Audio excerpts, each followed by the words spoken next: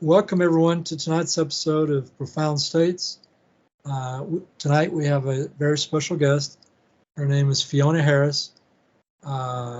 She has been an energy worker for over 2 decades and a hypnotherapist in Western Canada for at least 7 years.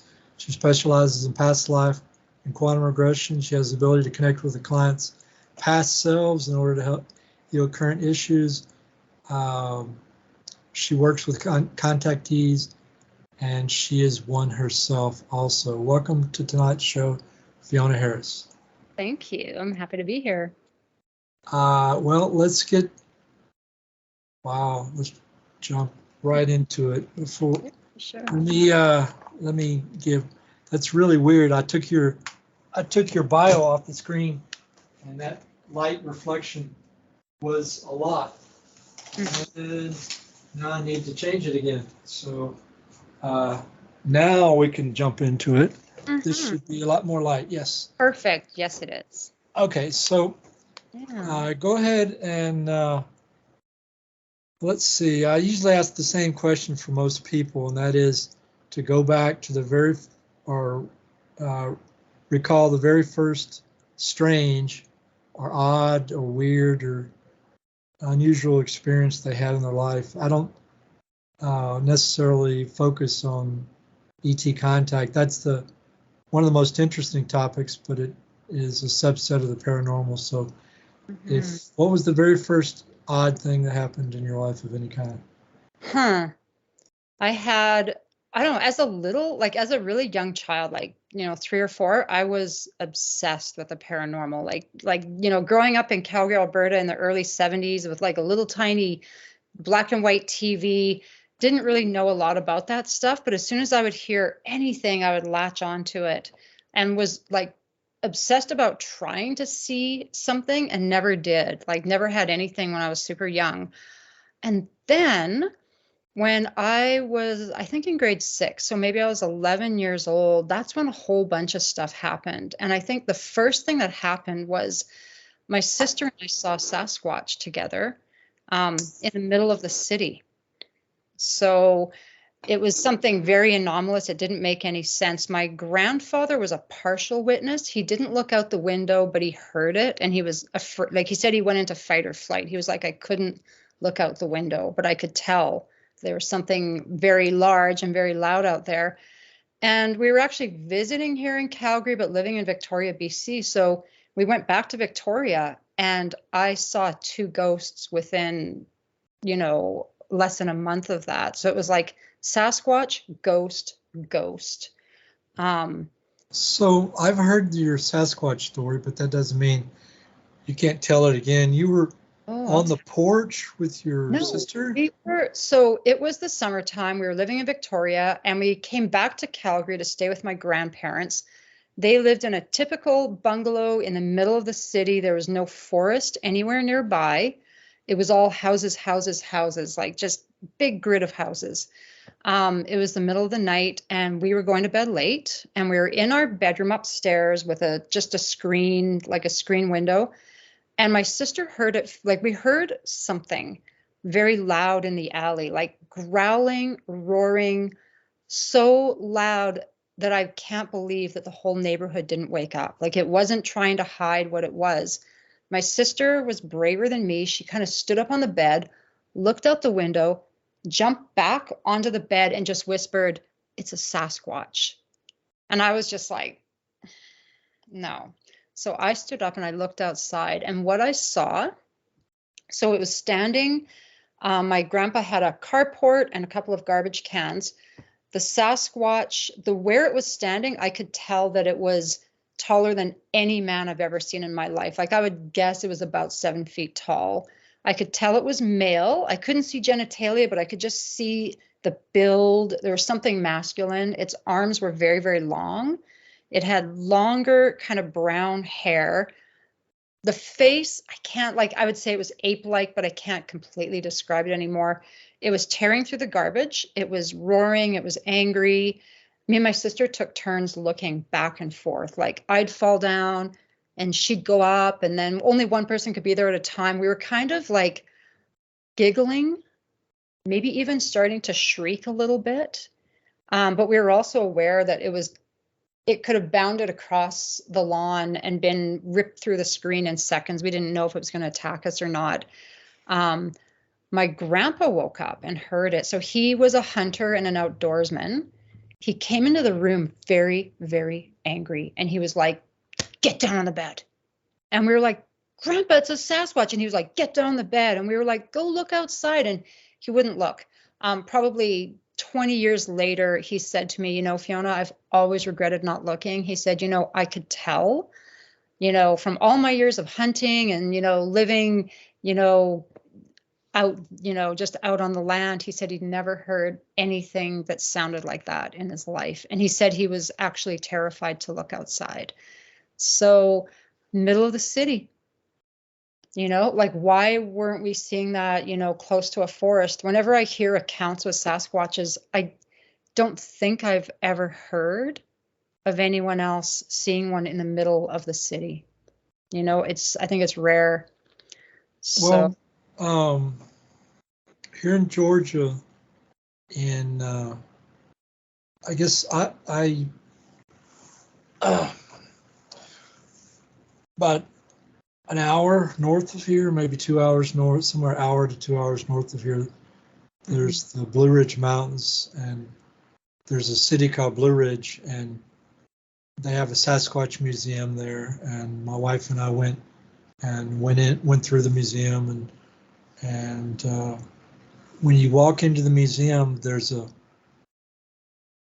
very first thing that you see on the left side on the wall is a map of the United States, and it's got little colored pens or pens with little colored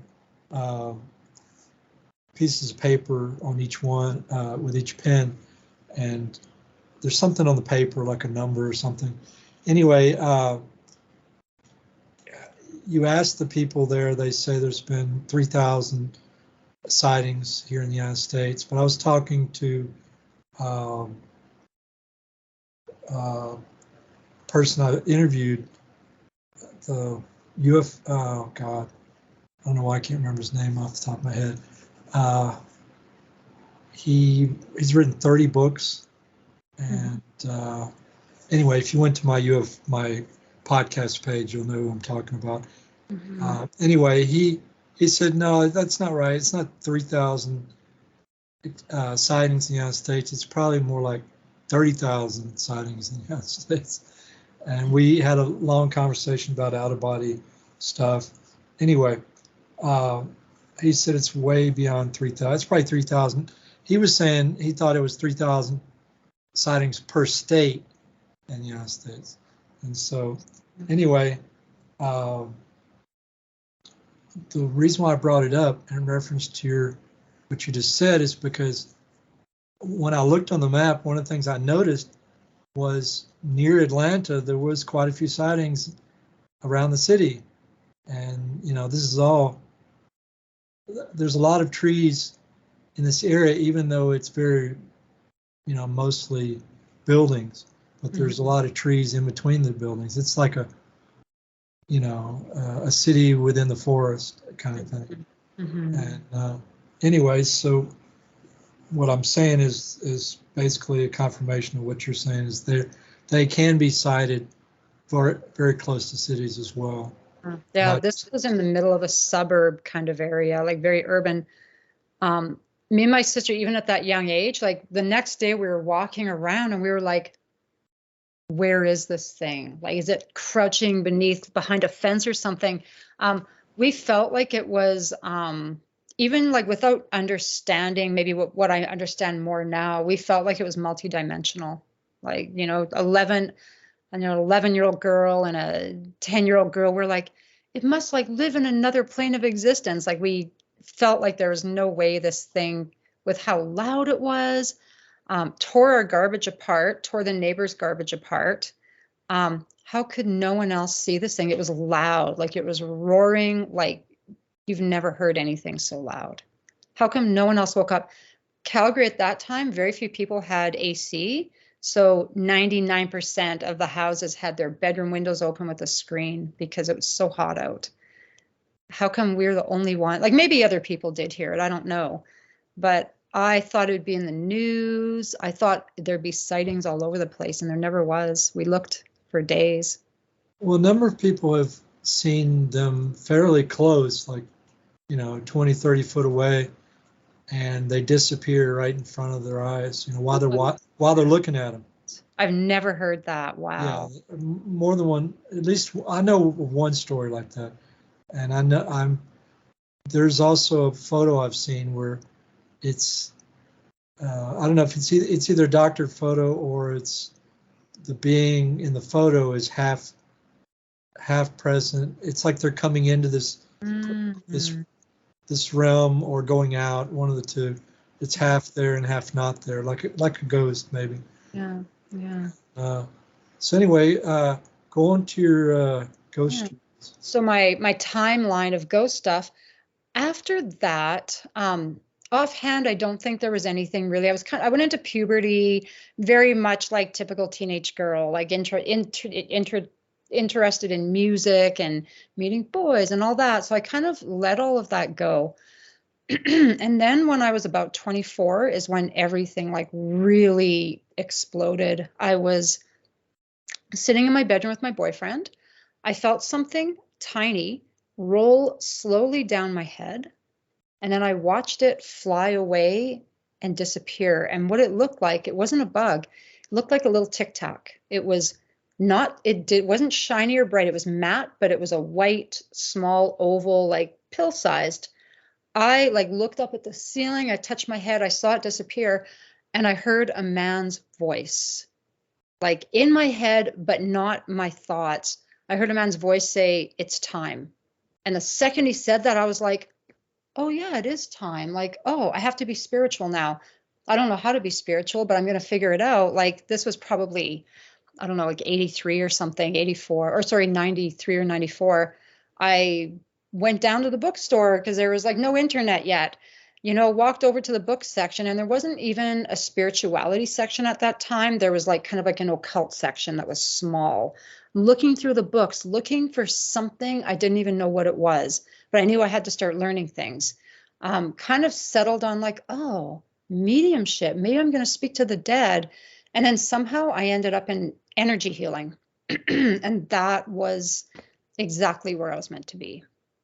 So started doing Reiki. As soon as I started doing Reiki, I started seeing ghosts. I started having visions. Still never thought of myself as an experiencer, although I did have some interactions with two beings that I could tell were on a craft of some sort. I just thought that was just another anomaly, like Sasquatch, ghost, ET guy, right? So lived in many, many, many haunted houses. And then, and I'm not sure, like in this interview, I don't know if you're more interested in the paranormal stuff or if you want my experiencer story. Like, what do you for here? I mean, I know that they go hand in hand, obviously.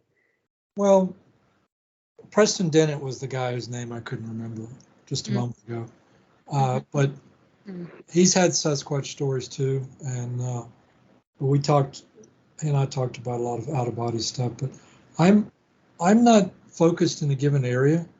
So with him, we tended to focus on out-of-body stuff. And, I have these interviews for the ET stuff, but that doesn't mean I don't want to hear all the rest of the stuff, because the other areas are just as interesting as the ET stuff. So I'm not picky about what area we got 2 hours to play with, so yeah, we don't need to reduce the we don't need to filter out half of the good stuff just to get to the best stuff. You know what I'm saying? And it's all interesting stuff. Well, I'll tell you, like, probably my most profound experience. This is the one that for me was like super life-changing. Sorry for my coughing. We still have some smoke from the forest fires, so it's like the air. So when I had just started doing Reiki, I'd just gotten my first degree. I was sleeping one night and I had a dream. And in the dream, I knew that most people, not everybody, but many people, or possibly everyone, I don't know, people at night go onto spacecrafts and they go and they learn stuff with ETs. And I had been doing that and I knew it. Like I remembered it all. I don't remember it all now. I remembered it all then in this dream. I was like, oh yeah, they were very, very proud of me. When they said it's time, I had done what I was supposed to do. I went and I learned a bunch of stuff. I went and started doing Reiki and they're proud of me. And they said, you know, we're so proud of everything you've learned. We want to give you a gift. And these two beings were silvery gray sparkles, almost like pewter. I could tell that they were male. They looked very humanoid, but I couldn't really tell because they had like hooded cloaks. It was on a ship, like it was on a craft. I could see like, you know, almost like an observatory type window looking out at, you know, the universe or whatever. They said, you know, we want to give you a gift. We want to give you the gift of knowledge or the gift of wisdom. And they passed me this giant black pearl, like the size of a cantaloupe. It was soft and pliable, like a giant fish egg. It felt alive. The second they put it in my hands, I knew everything, every single thing there is to know. I can't even describe to you how unbelievable that was, how beautiful it was. And the main takeaway from knowing everything was everything's connected and we're always okay. And I instantly was just like tears, like every single thing connected. Like I can't even tell you that. I could tell you that a million times and you'll still never totally get it. And as I held all this knowledge, I started to wake up. And as I started to wake up, little human brain can't hold 1/1000th of that information. It all just started to disappear. The only thing I had left was we're all connected and everything's always okay. And there was that profound knowledge that none of us should ever be afraid of anything ever. So all the knowledge went away. The guys disappeared. I'm in my room, in my bed with this knowledge that's kind of falling away. And they kind of said to me like, here, you know, we'll give you this symbol. This symbol will, you know, help you to hold on to it or kind of be an interpretation of what we're saying. And all I could see was the universe, and suspended in the universe was this beautiful 3-dimensional morphing gold or silver line sacred geometry type thing, but it wasn't like 3D, it was like 20D. It was changing and interlock. It was like very much like if you were doing like LSD or mushrooms or something, you know how you can see so much that you never thought you could see. It was something like that, except I wasn't doing psychedelics, so I didn't know about that. But it kind of was like the pictorial, you know, idea that everything's connected, everything's like connected in this like crazy way.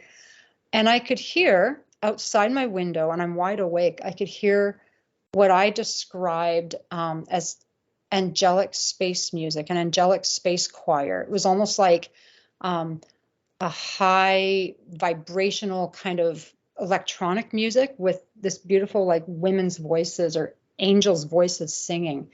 And I lay there for a couple of hours, eyes open, crying, watching this symbol, listening to this music. I'm in complete ecstasy. The sun starts to come up, the music fades, the image fades. I fall asleep. I wake up, you know, late, and I'm like, oh my God, I can't tell anyone this. Like, this is crazy. And then I went out and proceeded to tell everybody. And yeah, everyone thought I was nuts, right? I'm like, oh my God, don't worry about anything. That beautiful feeling lasted for, I don't know, weeks and weeks. Like I was in this high vibrational state and no fear, total trust, total love, connection to everything. And then it faded away and I went back to being a normal person that's like, oh my God, I can't pay my rent. This world is really tough. So that was probably my most profound experience. And those beings came back about 2 years later. I'd gotten my second degree in Reiki. I was starting to do a lot of past life work. A lot of past life stuff was coming up with clients.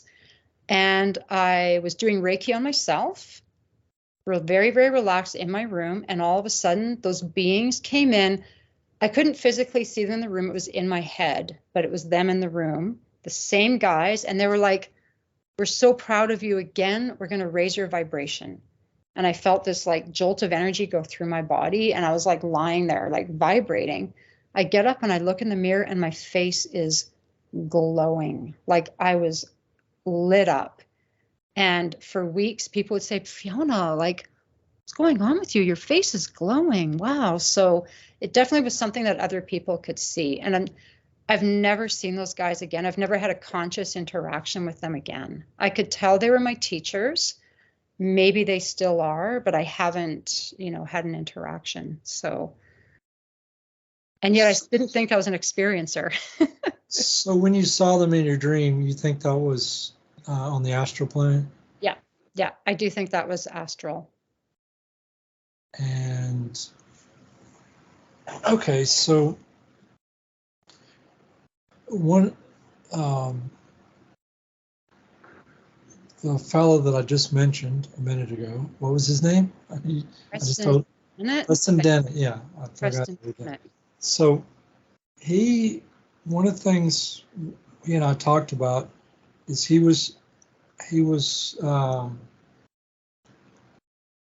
I think it was one of the first times he had met people that had a lot of abduction stuff, and the way it all played out, somebody he knew was connected with them, and there was what he found out was they were taking Reiki they were learning Reiki. And after everybody in the family was like learning Reiki or something of that nature, and they were practicing it, and that's when they started having their abductions and their alien encounters. But he was saying that he made the statement that if you learn Reiki, then that changes you to where you're kind of more open to the aliens. He said they like Reiki. Yeah, for sure.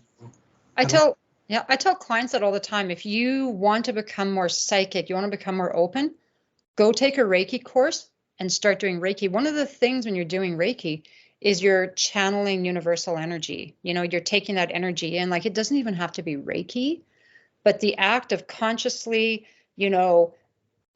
having energy come through your head and through your body and into your hands, like that's opening you up. That's making it happen. Like, so many people have, crazy paranormal stuff happen after, they get attuned to like first and second degree, becoming a master. So it's like such an easy thing to do. It's really, really helpful, but you have to use it. You can't just go and take a course and get attuned and expect to like have this stuff. It's the act of working with energy that gets you there. Well, I had a phase that I was going through where I was doing all kinds of New Age stuff, and I was doing laying on of hands and things of that nature back in the day, 40 years ago or 45 years ago. And so anyway, I've been there as far as the energy work goes. I've never had a Reiki attunement, but have done the energy work. Mm-hmm. So, but you said you had ghost stories, but you didn't tell your ghost stories. So many ghost stories. That was like my biggest thing for years. Before I even thought of myself as an experiencer, ghosts were more, my thing, just because there were so many of them. Where even to start? The first times that I saw ghosts were when my sister and I got back from the trip after seeing the Sasquatch. We were roller skating because it was like, the 70s or early 80s. We were roller skating like in front of our house. And we had a friend who lived across the street, and her family was renovating the house. They were living in another city, but sometimes they would come back on weekends. It was the middle of the week. We look up and we go, Christy's home. Look, she's looking out her bedroom window. Why didn't she come get us? So we go over and we knock on the door. And the woman who's kind of house sitting opens the door. We're like, oh, can Christy come out? And she's like, well, no, they're not here. They're in the other town. And we're like, well, no, we just saw her out the window. And this poor woman was just ashen. She was like, there's no one here but me. And we're like, well, she's looking out the window at us. We left the house. She's like, nope, they're not here. We roller skated to the store. We didn't look at the window. We were like, wow, like we saw Christy. A week later, I go to school. There's a boy I had a crush on, and going to my homeroom, I'd always pass his locker, and we'd always kind of look at each other like, hey, like that shy kind of smile. A week after seeing that ghost, I'm walking past this guy's locker, and he's standing there wearing this big giant coat with like wooden buttons that was not a cool ski jacket like he usually wore. I looked at him. He looked at me. He looked sad, but he also didn't have a face. His face was like a skin-colored blur. And I just walked past and looked at him and didn't react. And I don't know, like, you know how sometimes when we see things like this, we just take it in stride. I went to my homeroom. His brother was actually one of my best friends and was in homeroom with me. And I said to Wynn, like, what's wrong with Scott? And he said, well, his appendix burst and he had to go to the hospital. And I said, no, like I just saw him by his locker wearing like this big brown coat with wooden, like a Paddington Bear kind of coat. And this poor kid was out of his seat, down to the office, called his mom, you know, is Scott okay? Scott was okay. He lived. He was a ghost, but he was a ghost who was alive. His appendix had burst. When they were taking him out of the house, his dad threw his ugly big dad coat on him. So Scott was wearing the coat that he'd gone to the hospital in by his locker, but he was actually in the hospital being operated on or recovering from his operation. So, you know, these three big paranormal things happen within less than a month of each other. So what do you think that was, as far as, I mean, why was maybe he was astrally projecting. Well, Scott, astrally projecting in his dad's coat. His body was painful. Maybe he was still unconscious. I don't know. Maybe he really had a crush on me and he really wanted to see me. So he went to school and stood there. Maybe, I don't know. It was anomalous, right? It was one of those things. Even like me and my sister seeing Christy wasn't dead. She was in her window looking out at us. Her face was also blurred out a little bit.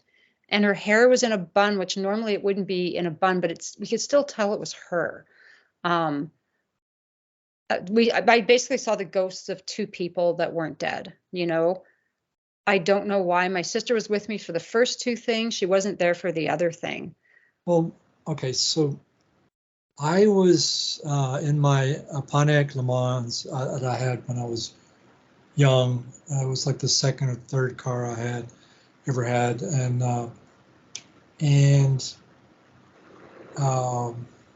I was driving home one night. It had just gotten dark, and I was going like outbound from Houston, the middle of the city, out, and I started. I was in a strange mood. Instead of driving like you would normally drive a car, I moved the center of the vehicle over the yellow line, and I was driving like a race car driver would, because I was in this banked turn, and I was just in a strange mood that night.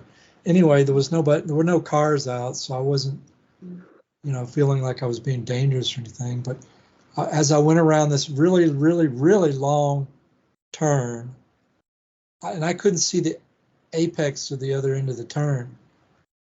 Right in the middle of this turn, I saw a fellow standing in the middle of the hood of my Le Mans, and it was like he was from the halfway between the knees and the legs and the feet, from that up, standing in the middle of the hood, life size.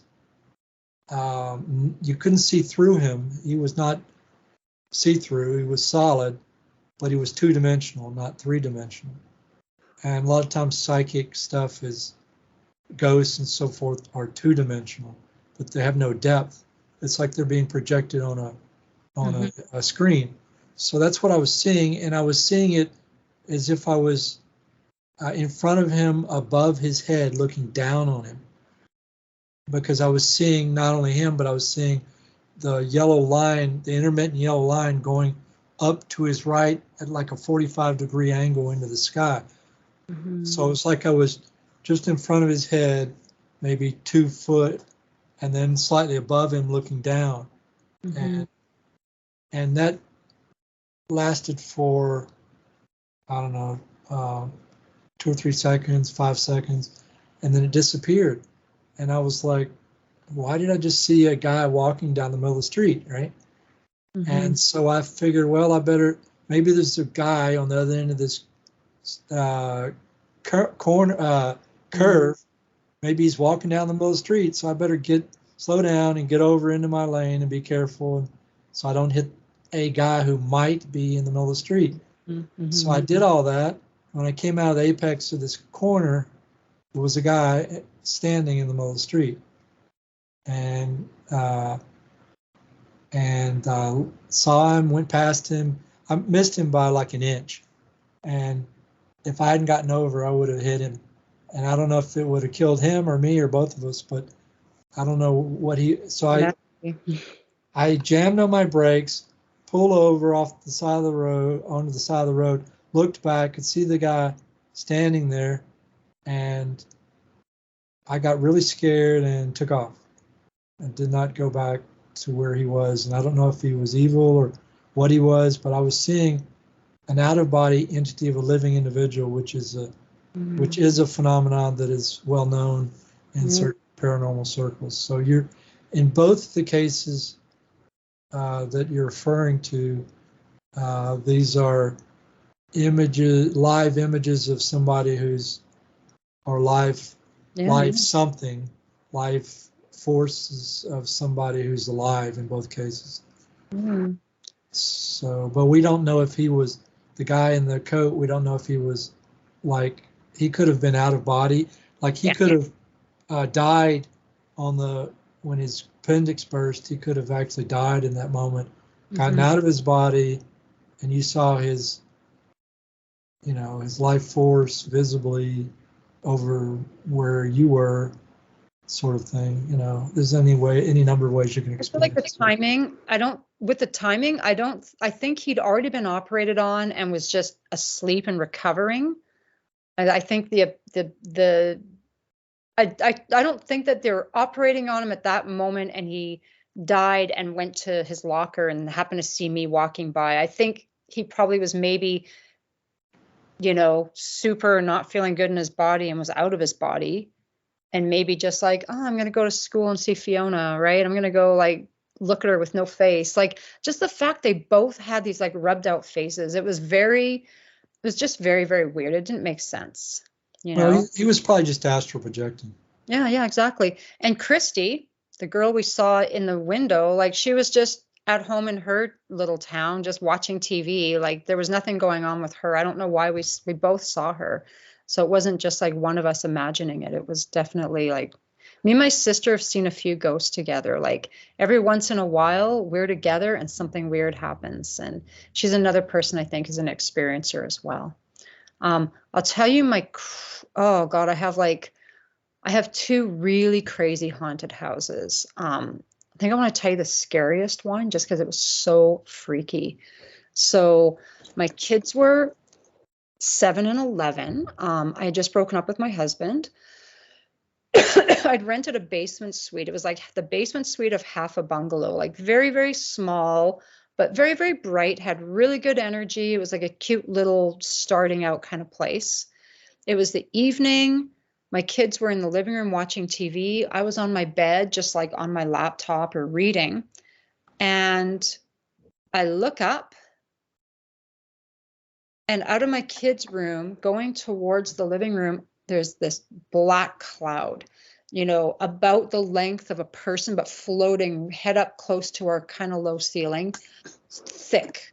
And I just see it going past my bedroom towards the living room where my kids were. And instantly I was up out of bed chasing that thing, because your kids, my kids are on the other side. I run into the living room.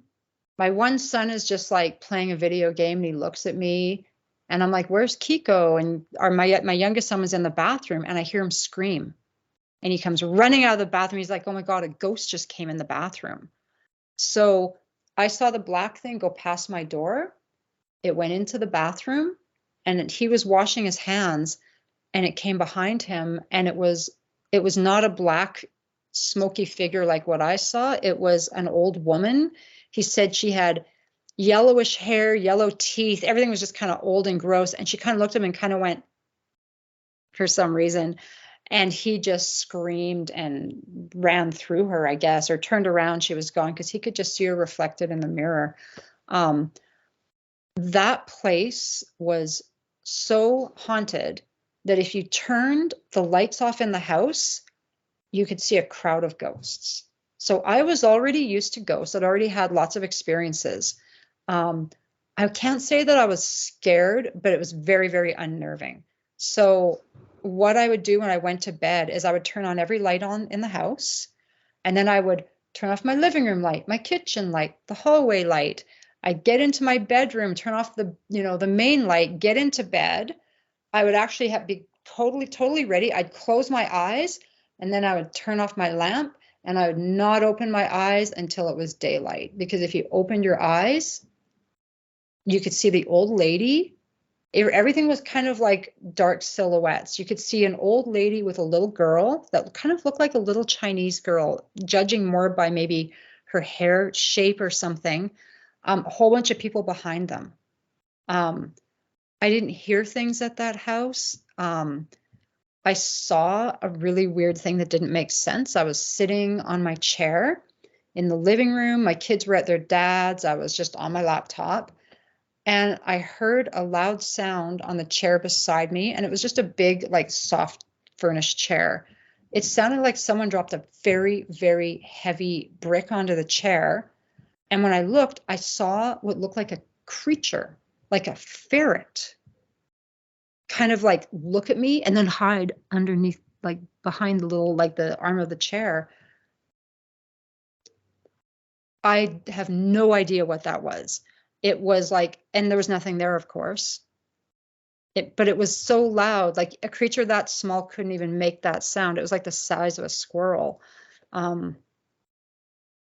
Some weird interdimensional heavy creature that makes a loud sound. I don't know. I was dating a guy, and I didn't like being at my house because my place was so small. We'd always go to his house. And one day he was like, oh, we should spend the night at your house. And I was like, ugh, I don't want to do this, right? He came over, and we were going out for dinner, and he was the last person in the living room, and he turned the light off, and he got super quiet. And we're going up the stairs, and he goes, you know how you said that your house was haunted? And I was like, yeah. And he goes, okay, I think I just saw them. And I was like, oh, what did you see? And he goes, well, there's a lot of them in there, but I saw an old lady with a little girl. And I was like, that's them. Like, it was so, like, I wish now that I'd try. I mean, I did try to take pictures, and I got maybe a few orbs, but nothing big. I wish I'd done more investigating in that house, because there was just so much activity. But at the time I was like, just, being a mom and struggling with whatever was going on in my life. I know the people that lived there after definitely had some trouble there. Their daughter tried to hang herself in the living room.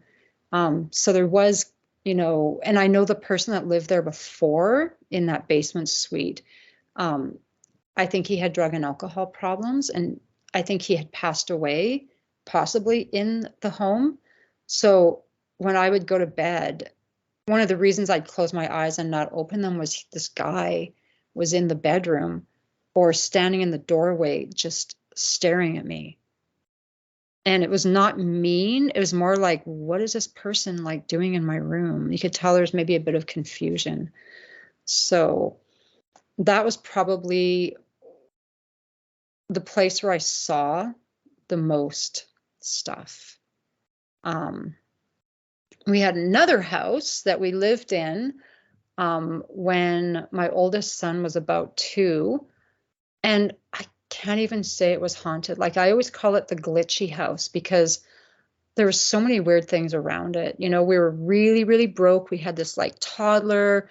We had just moved to Calgary from Vancouver, really, really struggling. And we were having a really bad night. We were fighting one night. We were staying at my parents'.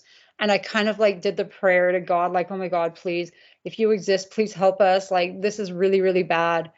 And within a few minutes of that, we had a job offer that allowed me to stay home and make a fair bit of money.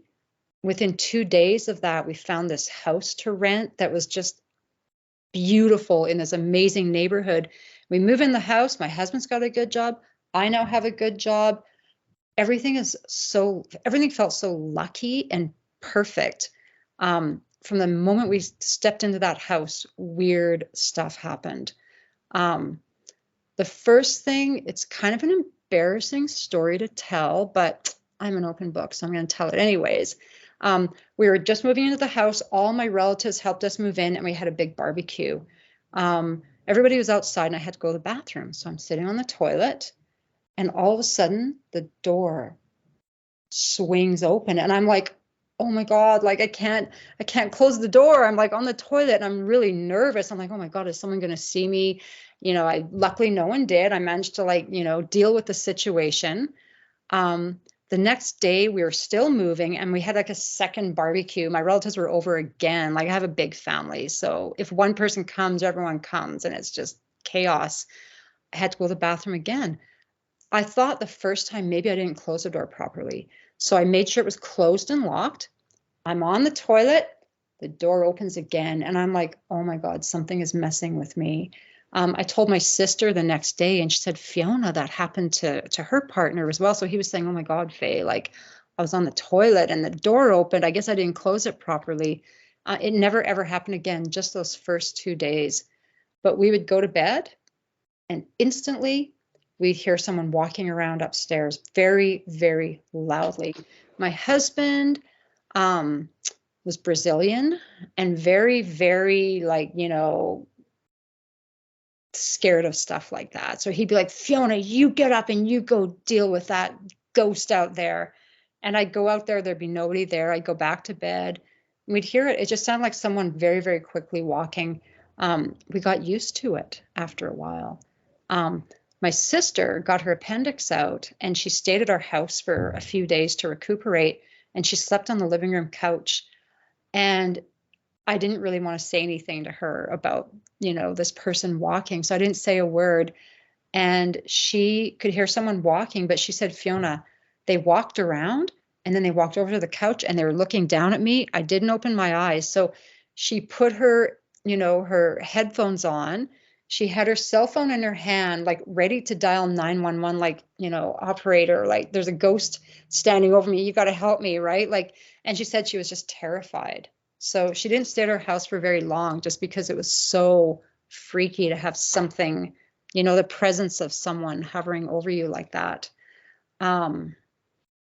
We had things disappear in that house and then reappear, like big things.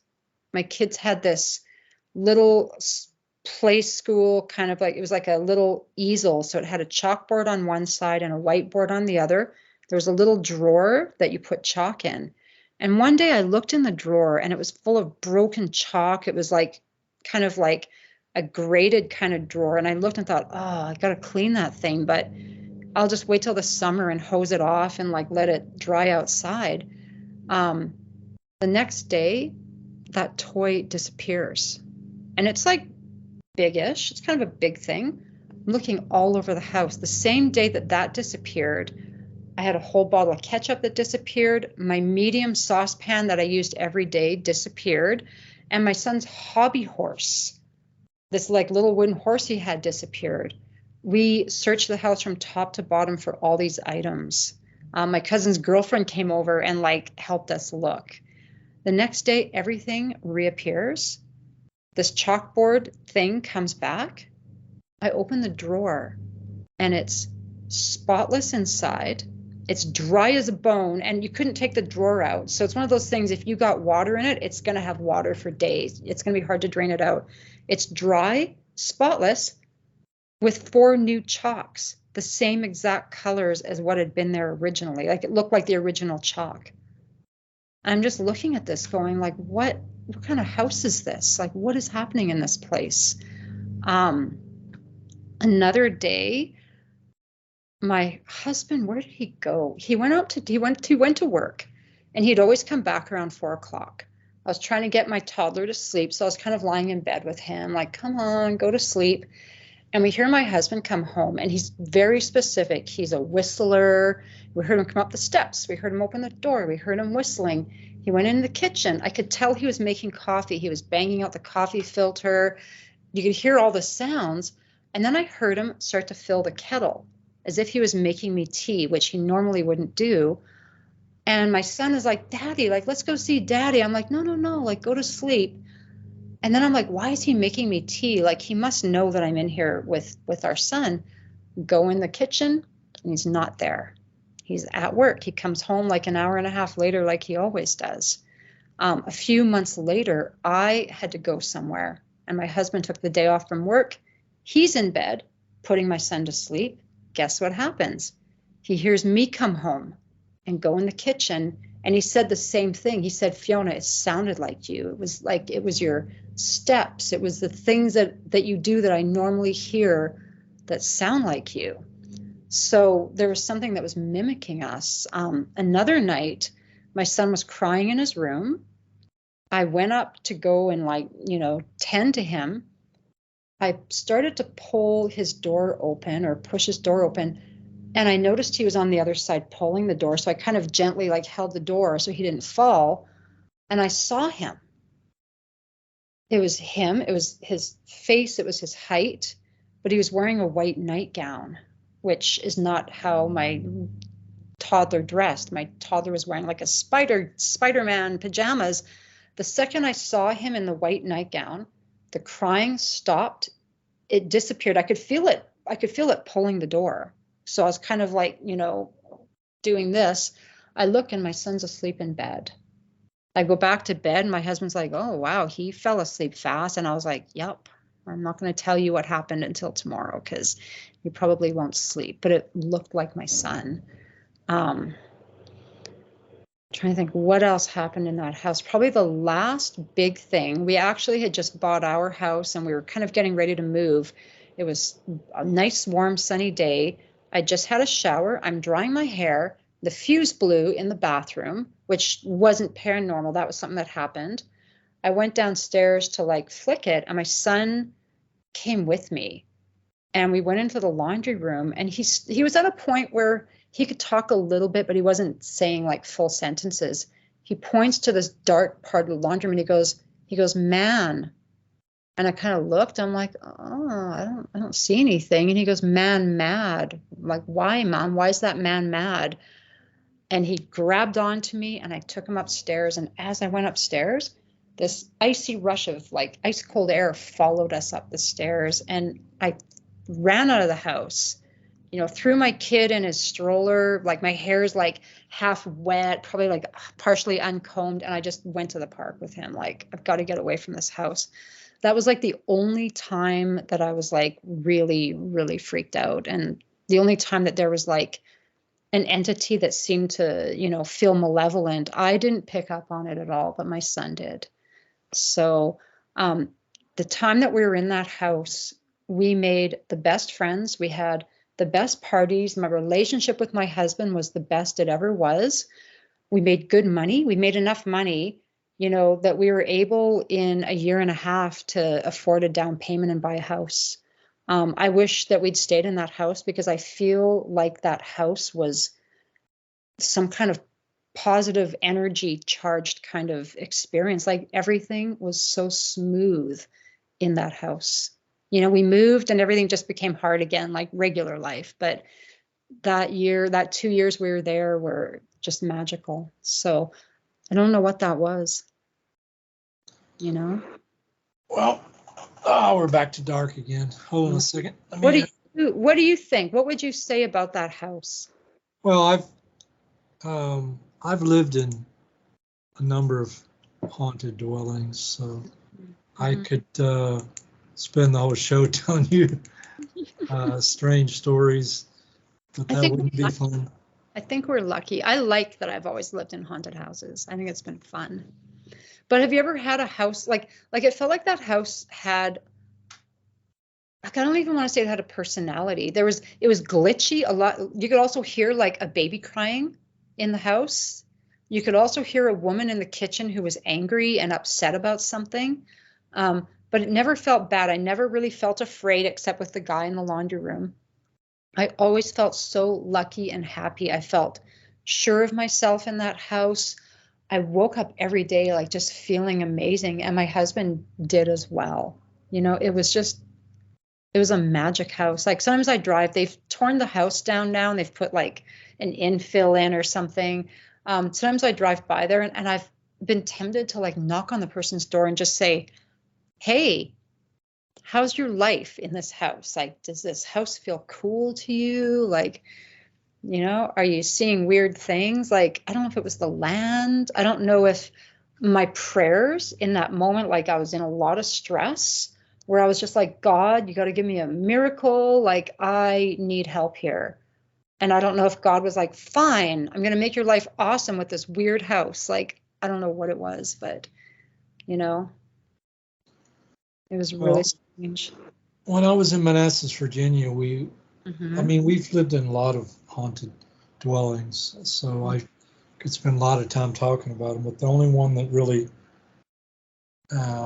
comes to mind when we talk about haunted dwellings was this apartment we lived in Manassas, Virginia, that, you know, you could pay me $1 million to stay there one night and I wouldn't stay there overnight for $1 million. That's how bad it was. Wow, how long do you live there for? A while, like over a year, 2 or 3 years, or at least a year. I don't remember exactly how long it was, but I know it was over a year. And but at the other end, it was an extremely long building. At the other end of this building, um, this lady she came home and her front door was open, and she went inside and she had religious um, crosses and religious paintings and stuff all over the house, and they were all turned upside down, all of them. I wouldn't like that. So that was on the other end of the building. That was like way away from me. Yeah. And you know, my wife and I'd be laying in bed one night, and you hear this lady out the back of the apartment screaming like somebody was killing her, very loud. And my wife said, "Oh, that's there are strange people live in that apartment," sort of thing. And I was under spiritual attack one day in that place, and yeah, the stories go on and on, but that was a very dark place to be in. So, but anyway, back to you. So, so you've told us you've only had 2 encounters with aliens. Oh, with aliens? Okay, well here, I'll tell you, it's kind of weird how everything came about. So I I was never interested in ETs as a kid, as a teenager, as an adult. If alien kind of stuff came on, I was like, it felt very nuts and bolts, like rocket ship kind of stuff. So I just didn't have an interest. I was like ghosts and, you know, magical things like that. Um, but then when I started doing hypnotherapy, I had someone come to me and they said, you know, this thing happened to me back in 1983. And, you know, I just want to see if we can go back to that time. And it was, you know, it was a contact experience with ETs. And it was funny because she'd been so scared. And after this, she was so relieved and so happy. And I was like, wow, that's like kind of cool. So once in a while, I'd have clients, that had that. And I didn't actively search it out, but I definitely, was pretty happy when it happened. Um, and one day I'm sitting at home, just idly thinking back to some stuff from my childhood. And I just go, holy, can I swear? Sure. Holy, all of a sudden I was like, oh my God, like I was interacting with ETs when I was a kid. And I didn't, so I had these recurring dreams. They started when I was 3 and they went on probably till I was like maybe 5 or 6. And it was these 2 boys. I called them the Mexican boys.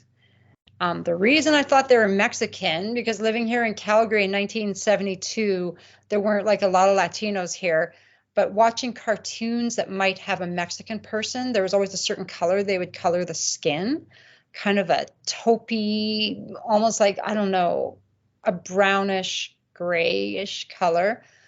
These twin boys, I thought they were ill. They were bald. They had big eyes and they looked stressed out to me and they didn't talk. So the first time I saw them, I don't know why in the dream, I was in my grandma's backyard standing in a hole up to my chest. They had this little stick. They twiddled it up my nose and stuck something up there. And it was just a weird dream. They would always come back. I would have recurring dreams. They'd show up and I'd be like, oh my God, they're back. And I wasn't terrified of them, but I was very unnerved. I was very uncomfortable. I would try to like say things like they'd be at my door. I'd be like, my mom is home. She's going to get so mad at you if you like come in the house. And they'd just be like, with no voices, right? Just like coming at me. I remembered that. And I remembered having nosebleeds around that time. And my mom was like, what is going on with your nose? And I said, oh, a boy stuck a tiddlywink in my nose. I'm sure you remember tiddlywinks, those like little plastic discs that people would play with when they were kids in the 70s. So I'd always say to people, yeah, there's a tiddlywink in my nose. It's like way up here somewhere. There never was a tiddlywink up my nose.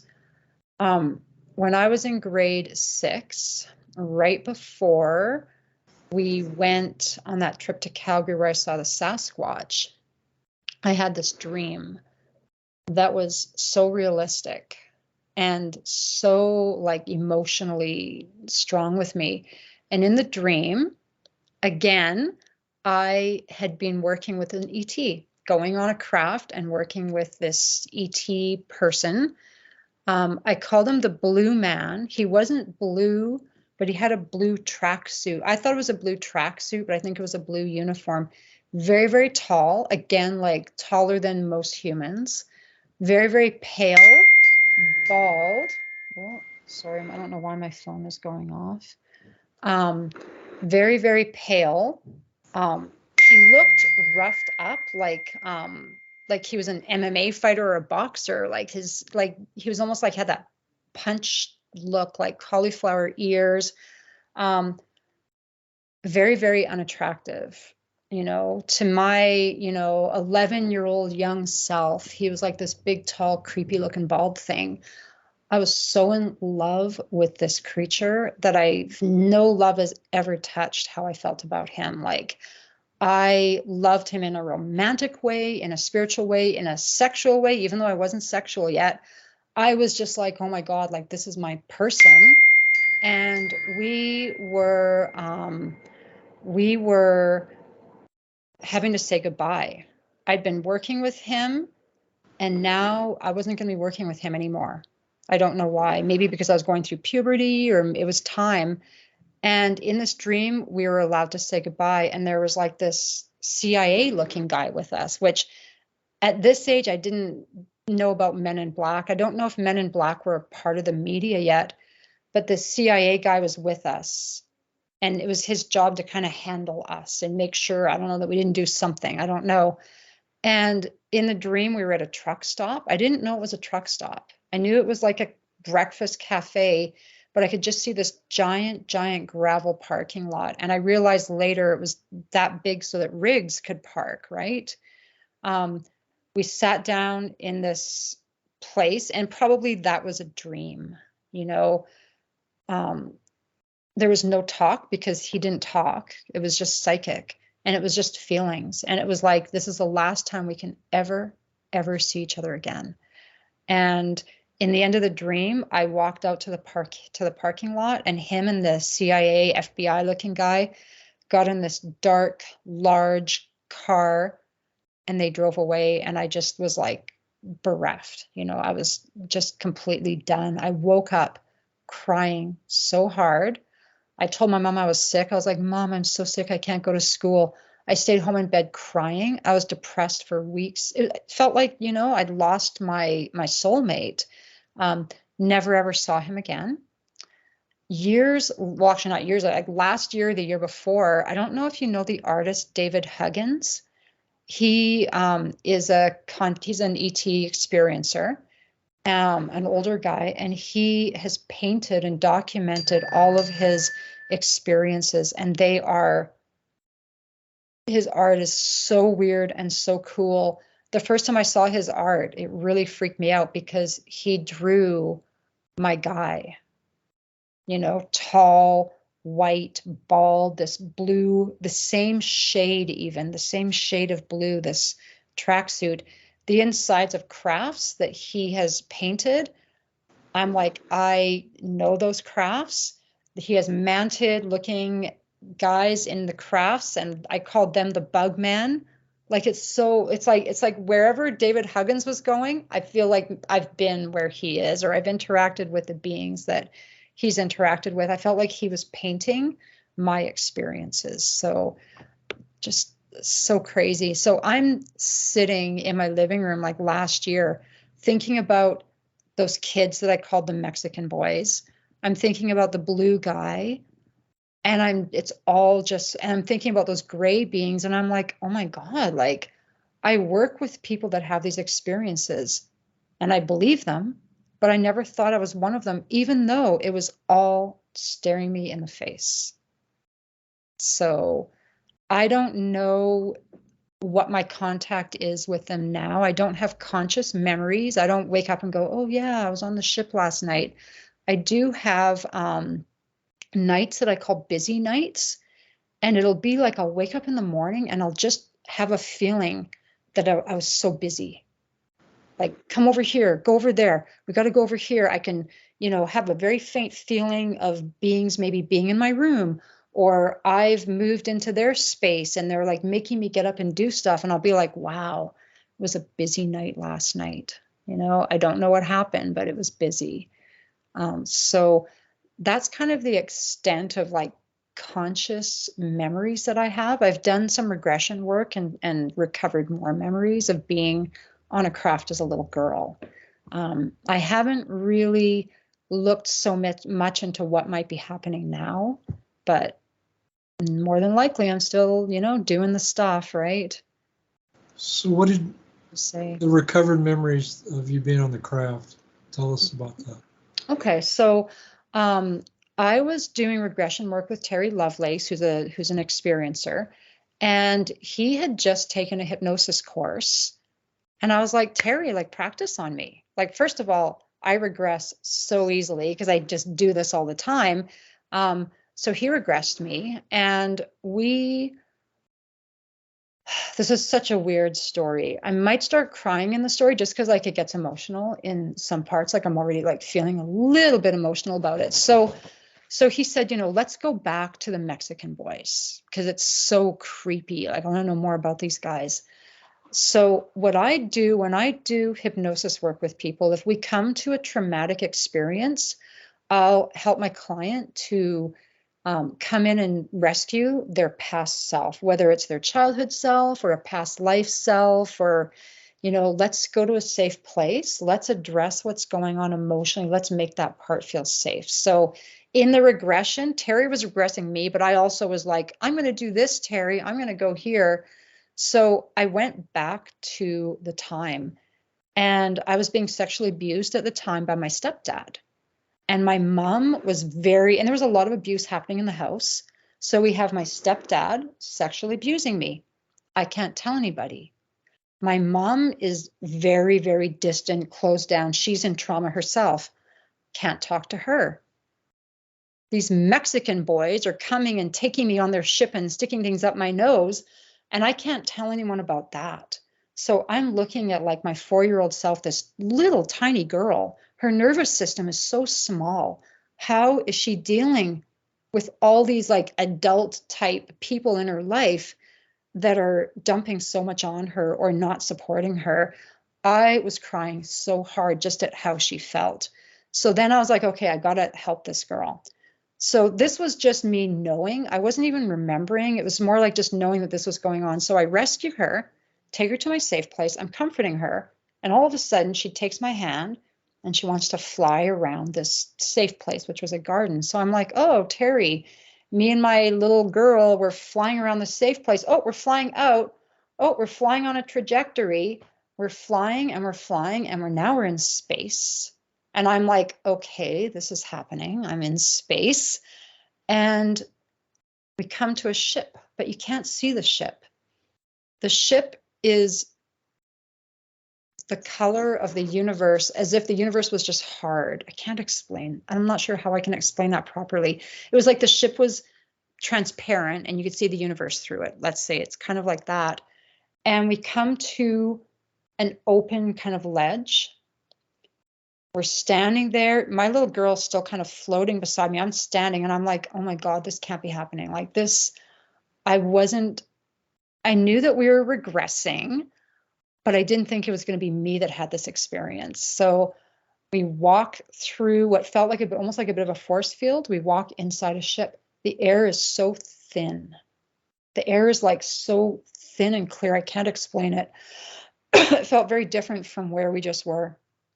The ship is it looked like one giant room, kind of domed ceiling, looked like an airport hangar type thing to me in a way. There's a dark kind of corner. There's a hospital bed with a light shining over it. And on the hospital bed is a very typical gray that looked dead. Its skin was mottled, like almost like dark black and brown kind of green. And I walk over with my young self, and I knew that this experience was supposed to be healing for her because it happened in the context of healing. So I take my little girl over there, and I'm lifting up this gray's hand and dropping it. I think he had like 3 fingers. And I say to her, like, you know what? Like, look at, like, he's, you're safe. You're just looking at him. There's nothing wrong here. And then I look over on the other side, and there's a whole bunch of ETs. There's the Mexican boys, there's these mantids. And that's when I remembered, I was like, oh yeah, I called them the Bugman. And then there was this one tall ET with a big white head. Well, I called him Mushroom Head. Like I had kid names for these guys. I knew Mushroom Head. And I walked over with my little young self, and Mushroom Head was just kind of like he leaned over. I don't think he kissed her hand. I think he put like his head to her hand. And it was almost like an acknowledgement of like, we know that we did mean things to you. We had to do them, or possibly your higher self wanted to. It doesn't matter. We know that you suffered some trauma because of all of this. And then I was just saying to her, I was looking at the Bugman with her, and I said, just because they look different doesn't mean that they're scary. They just look different. And I could see a doorway over here that went into a white hallway. And I had memories of being in that doorway with these mantid kind of Bugmen guys. So, we do some other healing. I can't remember everything. Come back into my body. Like Terry's like, oh my God, Fiona, this is like insane. And I'm like, I know, like, I feel like I made this up, which is what clients always say, right? So here's the crazy thing. We end the session, and I go and like eat something. I come back and I go on Netflix, and I was watching this series on Netflix called Snowpiercer, and it was like a series. And I click on the next episode, and it's a dream sequence of these people that live on this train. Like, you don't need to know the show, but in the dream sequence, there was an adult woman who they thought she was dead. And so in the dream sequence, it was her spirit coming back to help everyone, and she had a daughter. And her spirit came and took her daughter, and they went to this one train car that was set up as a hospital. It was all dark and dim with a hospital bed and a light shining over. And there was a man in the hospital bed who'd been a teacher to this girl, and he was kind of a bad guy, but also a teacher, and there was affection. And the woman in the dream took her daughter to him and said, it's okay to love him. It's okay, to be upset about him being hurt. And it was playing out exactly what I had just done with my young self. Like, it was so synchronous, when stuff like that happens, that things are happening on different levels that we can't explain. I was meant to see that episode right after having that regression so that I could have some confirmation, like, okay, there's something going on here. If I made that up, what are the chances of me seeing the exact same thing in this show, right? They recorded that show. They made that show a year and a half ago. They weren't like, let's put this on Netflix so that when Fiona does her regression in a year and a half, she can watch this episode right after her regression. Like, that's where you see that things are operating on there's multi-levels and everything's like this, right? So I'm blessed that I had confirmation, because I almost think I wouldn't have believed what I was experiencing in my hypnotic state. So is that your only regression? No, I've had a couple of more regressions, some with Ian from the regression session, and a couple more with Terry. So I'm trying to remember what was the okay, I'll tell you another one. So one of the things that happened when I was a little girl, around that time where the Mexican boys were coming into my room, I had just gotten these dolls from my aunt. She'd gone to Germany and she bought these little sets of rubber dolls. They came in a set of 5. She got me 2 sets. So 4-year-old me had 10 little dolls, all into different costumes. And I was just like, oh my God, like, this is the best thing on earth, because we were really poor. I took them to bed. I slept in the basement. The rest of my family was upstairs. There was no one else around me. No one knew that I took these dolls to bed. I woke up in the morning, they were gone, and I never ever saw them again. It wasn't like I lost 1 or 5. It was like they were all gone. And there's no way my mom or someone could have come in my room in the dark and guessed that I had the dolls in my bed and lifted the blankets and like stole all the dolls and took them away forever. Like, my mom's not going to steal my toys, I wondered, and it was a thing. And Terry was like, Fiona, let's find out about the dolls. And I'm like, okay, I know you really want to know. So he regressed me and I saw the dolls, and they were in this pocket in a room. And the pocket looked like, those kind of satin pockets you'd see inside of old suitcases where you'd put like your socks and underwear, kind of, a stretchy thing, and you could fit them in there. The dolls were in a thing like that, but it was on a wall. And I could see myself on the ship. And this is where things get so weird. I was a little girl, but I was older. I was probably about, I'm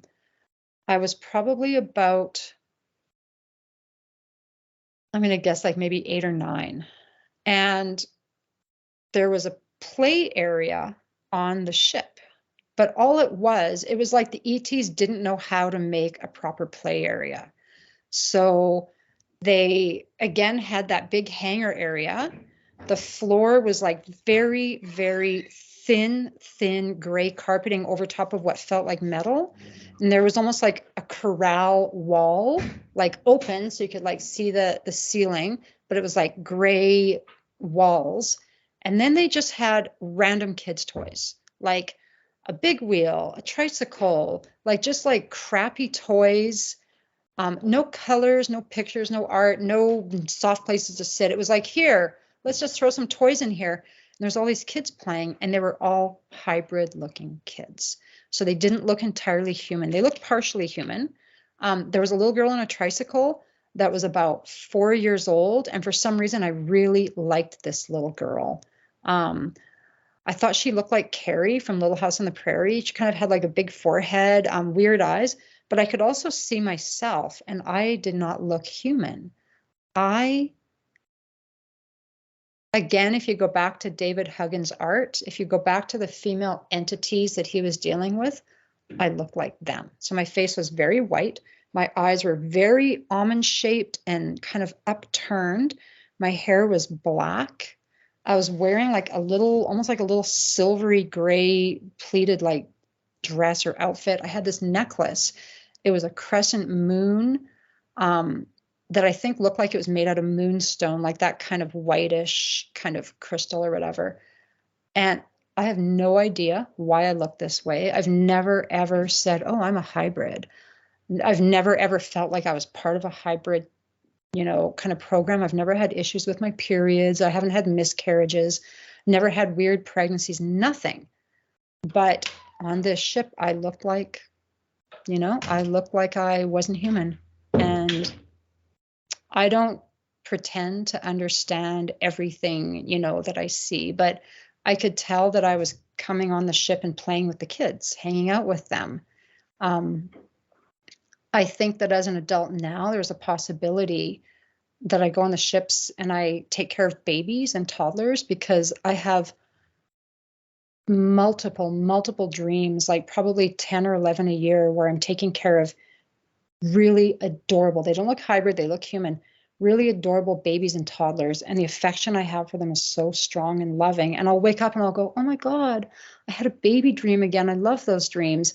And there's just so many of them. Like, I like kids, but I'm not like crazy about kids. But in my dreams, my affection for these babies is so incredibly strong. And I think because I'm very heart-based, I'm very like open-hearted, maybe I'm just really good at extending love and affection to, maybe these hybrid babies need humans to come and hold them. I don't know. One thing I know is when I have those dreams, because I write my dreams down, and sometimes I'll go back and read them. And in those baby dreams, I've often said something very cryptic over the years. I'll say, yeah, I was holding this beautiful baby. Oh my God, I love this baby so much. There was all these people around me that were busy doing things. And it's always almost the same line, there was all these people around. They were all busy. But I never say, there was a bunch of ladies making salad, or there was a bunch of men, painting a house. It's like there was all these people that were busy doing things around me. So I feel like I might maybe be in, maybe my experiences on a craft are kind of coming into my dreams a bit. And there's a lot of baby stuff happening there. So. Well, another person I interviewed, I was trying to pull up my interview of her to get her name, because I always forget everybody's name. Anyway, she, half the time when she's on the craft, or part of the time she's herself, and other times she's the ET. She is, another part of herself is the ET. Yeah. So it's another aspect of who she is. Just like, people talk about, there's another lady, a different lady I interviewed, we were talking about, it was just, she just mentioned all of these different aspects of herself, which, a bunch of them, like 20 or 30 different aspects of herself that she knows exist, that she's met. She knows their names, everything. She's interacted with them and all this stuff. Anyway, it appears that we are much more than we believe we are. Yeah. So when you worked with Terry, he doesn't live in Calgary, obviously, so you worked with him over Skype, right? Yeah, he lives in Houston, I think. Yeah, I think he lives in Houston. Yeah, that's where I'm from. Well, I'm actually from East Texas, but I lived most of my life in Houston, but I haven't lived there for a very long time. But so you worked with him over Skype or Zoom or what? Well, I work with my clients through Zoom. Yeah, so it's always been Zoom. And is the reason you like Zoom better than Skype? Well, I don't know. I mean, Zoom, I don't know, can you, like, I guess you can record on here too. I don't know, Zoom was just kind of like, Skype was big for a long time. And then when COVID hit, Zoom kind of became big, and it's just something that most people use. Being here on Skype with you right now, there's not a really, really big difference, I don't think. Like if I had a client that said, I need to go through Skype, I would do it. Some clients, can only do it through the phone. So Zoom and Skype are both, I would say pretty much the same. Zoom might have a few extra things that Skype doesn't, but. So how did you come across Terry? So Terry wrote a couple of books about his big book was Incidents at Devil's Den. I don't even know why I read his book, because like what I told you, like I didn't have an interest in UFO stuff at all. Somehow I was on Amazon. I was looking at books, like, the ones you can buy on Kindle, and his book popped up and the name was creepy, like Incident at Devil's Den. I was like, oh my God, what's this paranormal thing? It's going to be really scary with ghosts. Clicked on it, read it, and I was like, it's cheap. Like, I don't know, like a Kindle book is like $10 or sometimes cheaper. And I thought, I could go and like buy 2 pieces of pizza for that price. Like, I'm going to buy this guy's book. I blew through it in a day. And then I read his second book like the next day. And I was like, I need to write this guy. So at the time I was doing a lot of past life reading. So I would through email, I would send someone the reading. So I messaged him and said, hey, like I read both your books. I loved your books. I would love to do a past life reading for you. And he was like, oh, okay, strange internet lady, like, do a reading for me. So I did a reading for him, and I actually picked up some ET stuff in the reading, and he read it and he was like, oh my God, like this matched, that matched, that matched. I'd really like to talk to you. So we had a phone call, just talking about, at the time, I was talking more about, my experiences with clients, not about my own stuff, because I hadn't really clued into it. And we ended up becoming friends. I ended up doing a past life regression for him. And then we just like started hanging out on Zoom. Like now we just get together in the morning. We're just like having coffee and tea. It's like, hey, how's it going? Kind of thing. But and so he practices, when he does regression work, like he's my go-to. If I want a regression, I'm like, hey, Terry, and we'll do trades and stuff like that. So I was going to ask you something about him, but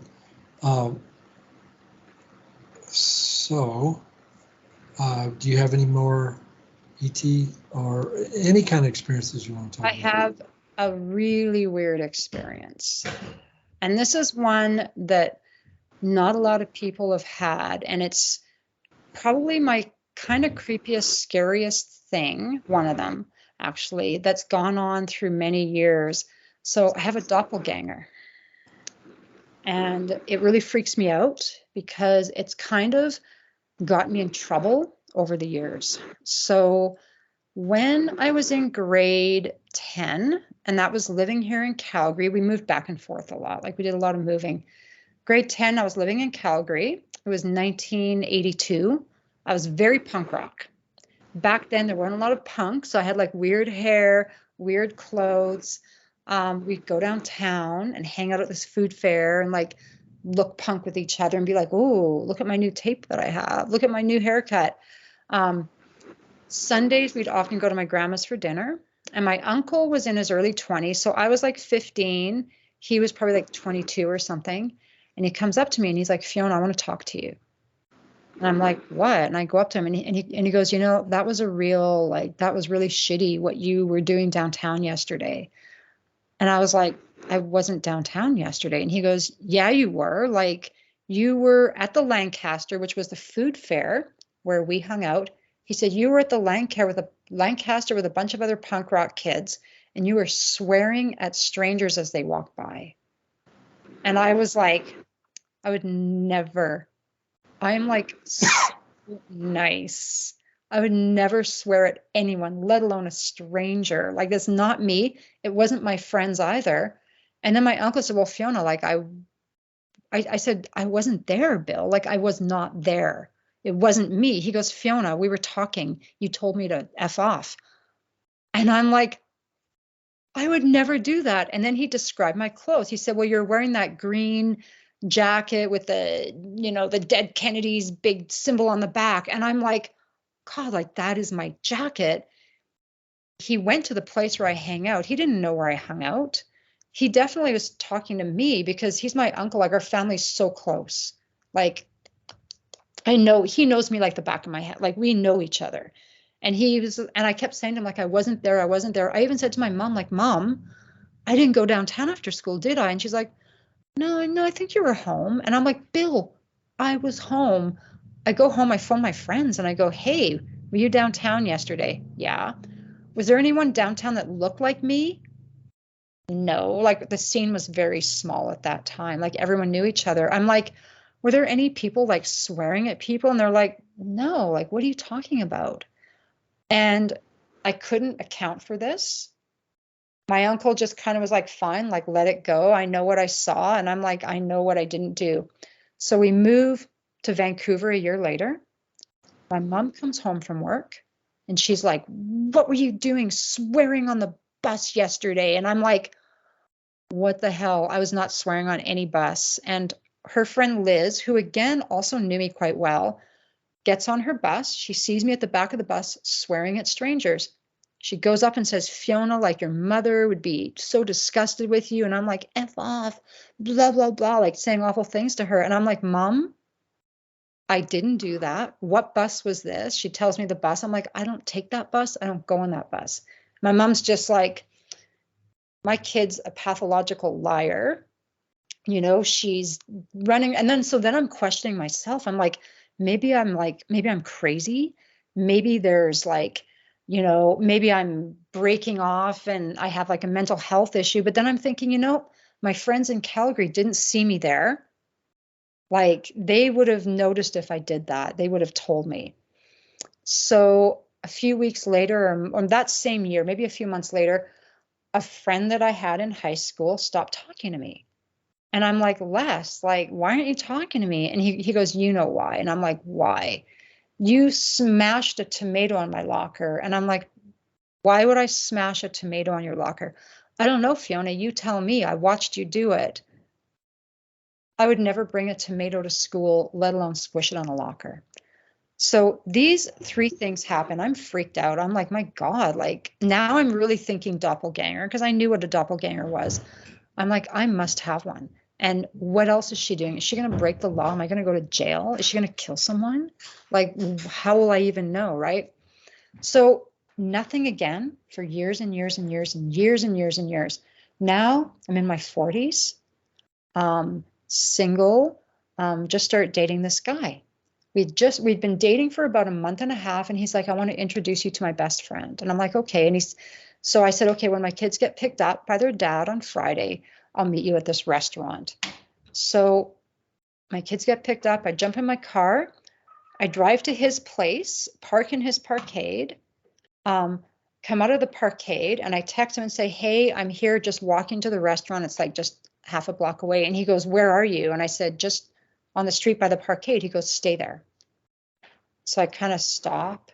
He comes running out of the restaurant. He comes up to me and he goes, I thought you said you just got picked up. And I'm like, your kids just got picked up. And I said, well, they did. Well, then how come an hour ago, me and my friend saw you driving past the restaurant? So they're sitting there having some drinks. And he looks out and he goes, oh my God, my girlfriend. Okay, she's here. She must be parking somewhere. He sees me. The light was red. I was stopped right by the window of the restaurant. But I'm not looking in the restaurant. I'm just sitting like this. And he's knocking on the window going, Fiona, hey. And I'm just like this. And I drive away. And he's thinking, okay, she's going to park somewhere. I don't know why she's not going in my parkade. And I never showed up for like another hour and a half. So of course he thinks I'm lying because he's only been dating me a month. And I'm like, listen, I have a doppelganger. She may have driven past and he's like, Fiona, it was your car. It was you. It was everything. He didn't really believe me, but I think he liked me enough that he's like, fine, I'm just going to let her have this crazy lie, whatever it is. We'd been together about a year after that. And again, it was a Friday. I got my kids picked up. I got in my car, drove to his house, went in the parkade. I go upstairs and my phone didn't work in the parkade. So when I came out of the parkade, there was a ding on my phone and it said, "Are you coming up?" And I just texted back and said, "Yeah, I'm just at the back door." And I start to knock on the back door and the door opens. He rips the door open and he looks at me and he goes, "How did you get here so fast?" And I was like, "What do you mean?" And he said, "Just a minute ago, you were parked on the street on the other side of the building." So I'm in the parkade. He is looking out his window. He sees me pull up in front of his house, park in like kind of like an illegal parking spot where I shouldn't be parking. He sees me open my purple flip phone and like phone someone and talk to them. And he's looking down and he's like, "This is weird. Like, why is she parked here? What's she doing?" So he texted her texted her, it's me, he texted her and said, "Are you coming up?" And that's when he gets my message that says I'm at the back door. He's like, "What the fuck? Like, how can she be at the back door? I can see her in the front of the street." He starts running down the stairs. He goes to the front door and he sees her slam her phone down and just drive away. But at the same time, he comes to the back door and sees me. And he's like trying to put this together. He's like, "Where did she park? Did she just park half a block down and run here in 20 seconds? He made me walk down to the parkade. He looked at my car and could see that there was no way I could have parked and come all the way up. And he's looking at the car and he goes, "Her car was cleaner than yours." And after that, he believed me. He's like, "Oh my God, like you've got a doppelganger." He saw her one other time. We were broken up but we were still kind of talking. And he said, "Oh, I see you're dating." And I was like, "Well, I mean, I haven't really totally started dating yet." And he said, "Well, I saw you walking and holding hands with this guy." Like, and he named the area. He described the guy. And it ended up being someone that I did date for a while, but I hadn't started dating them yet. I hadn't walked in that area with that person. I never have. So I've got a doppelganger. That was about, let me see, that was probably about 10 or 12 years ago. So I haven't heard anything else about her. I hope that she's doing well and that she's not going to get me in trouble with anybody. One other thing, I brought it up with my mom. So my mom doesn't like paranormal stuff. She tries not to talk about it, but I said, "Hey, do you remember all of that stuff that was going on? It happened with this boyfriend." And she said that she'd actually had another friend of hers who had come to her and said, "I saw Fiona at this park. She was swearing at people. And when I walked up to her, she was swearing at me."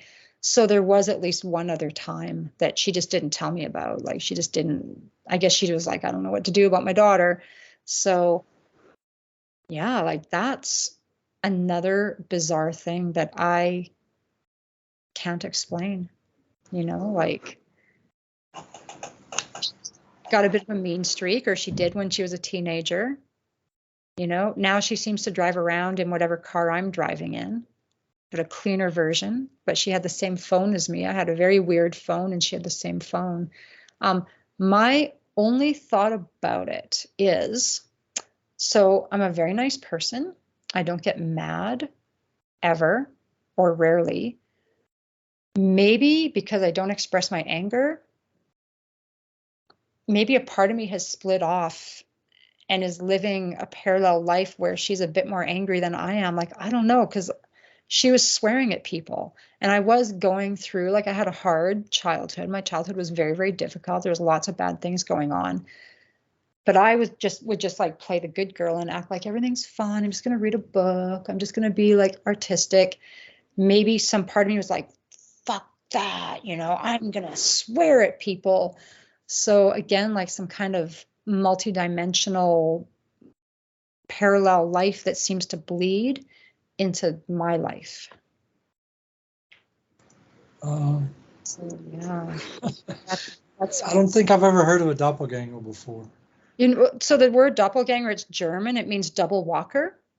And lots of people have seen people's doppelgangers doing the same things that people do.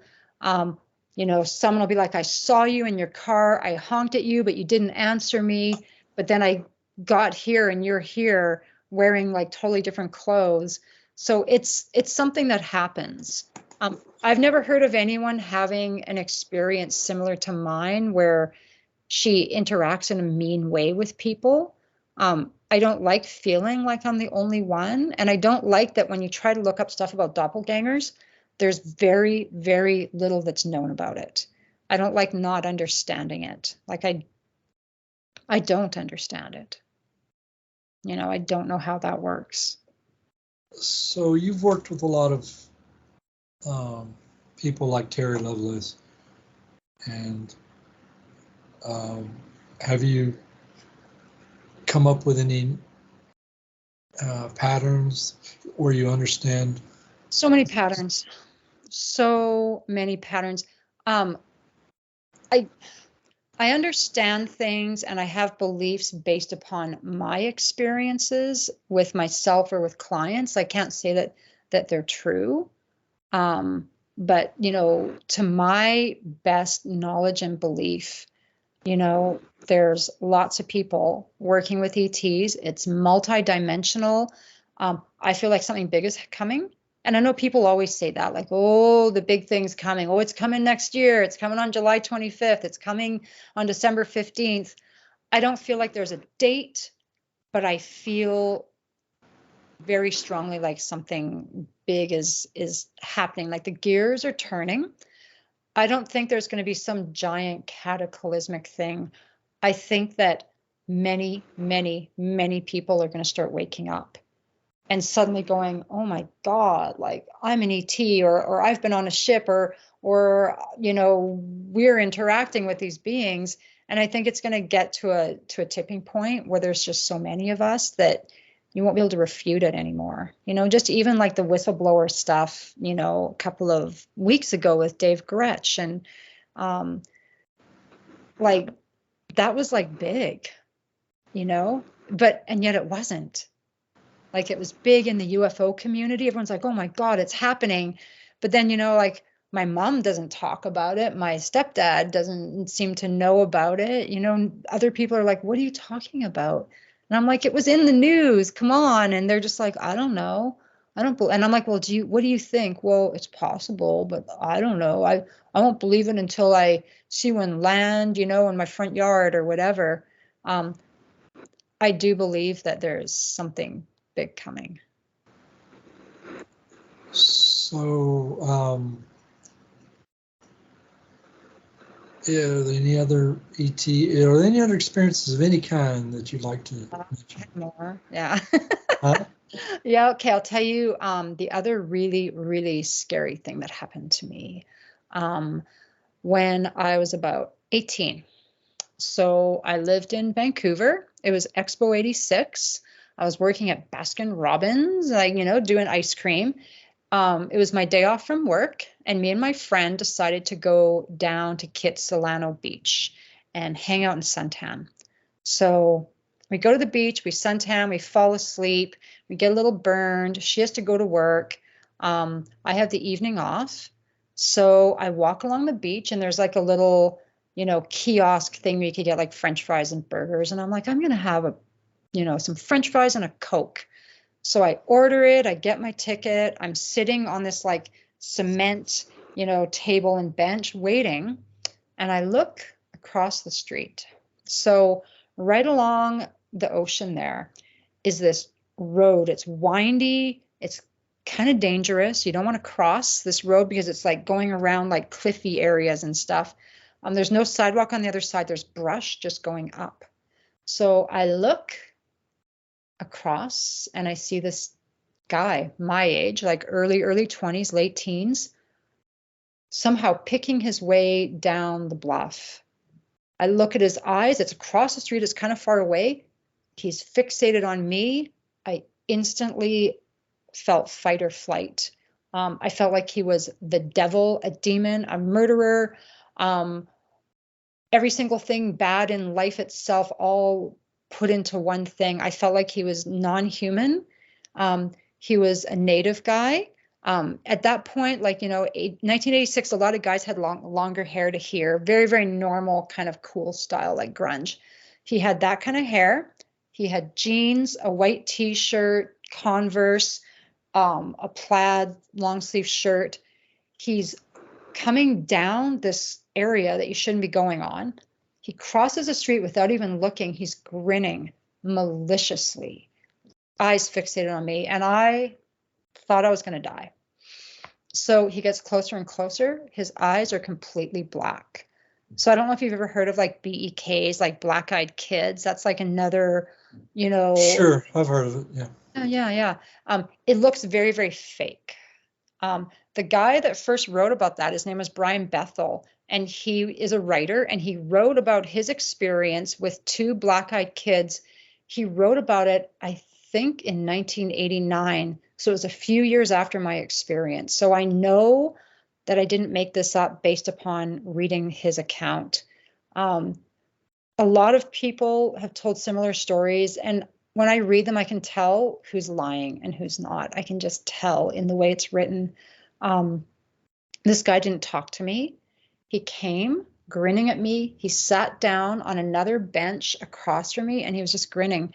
And in his grin, in his energy, I could hear him without words just saying, like, here I am. What are you going to do about it? Like, you're fucked. This is, I've always existed. I'm always going to exist. Like, it was just like, it felt like pure evil. I was so horrified. The eyes were just black. It was not shiny. It wasn't bright. It was like, how I described it to my boyfriend later was his eyes looked like black scratched plastic. And when you're looking in a microscope or a binocular and your eyelashes press against the lens and you almost get that spider kind of look, it was like that because his eyes were black, which made his lashes almost look like spider legs in a way, right? Because it's all black. No one else seemed to be looking at him or noticing him. It was just me and him. I felt like I was going to die. I felt like I was never going to escape this. And I felt like even if I did die, he would still be there. There was a phone booth. I went over to the phone booth. I put my dime or my quarter, whatever it was. I called my boyfriend and I was like, you need to get down to Spanish Banks. That was the area we were in. You need to get down to Spanish Banks right now. I'm at the little food kiosk thing. There's a really scary guy here and I think I'm in danger. And then he was like, I'll be there. I'm leaving right now. And he hung up and I pretended to talk on the phone. The guy was behind me, like sitting. I could feel him looking at me. And I stayed on the phone pretending to talk like blah, blah, blah, blah, blah, blah, just to stay in the booth with my back to him. Finally, someone was like looking at me. I want the phone. So I had to get off. I went and sat down and he's still just like staring at me with this malicious grin. He looked like he just murdered 20 people. He looked like Richard Ramirez. You know that picture of the Night Stalker, Richard Ramirez? There's like an evil look about him. That look, very, very similar. So he's sitting there staring. I'm sitting there trying to do everything, in my power not to look at him. He suddenly just gets up and saunters away. 2 seconds later, my boyfriend pulls in. It was like he knew he was coming. My boyfriend comes running out. He's like, where is he? Where's this guy? What's going on? And I lied. I said, oh, he left 5 minutes ago. He went that way. I didn't want him to actually go after the guy because I just wanted to get in the car and disappear. Drove away, got in the car and left. And I tried to explain to my boyfriend, I was crying. I was like, I think this was a demon. Like, I don't know what this thing was. It wasn't human. It was pure evil. And it was fixated on me. And it was so primal. I was in fight or flight, or I was actually in freeze because I thought if I ran, he would chase me, right? Just like if a dog is about to attack you, you don't want to run because it's going to get you, right?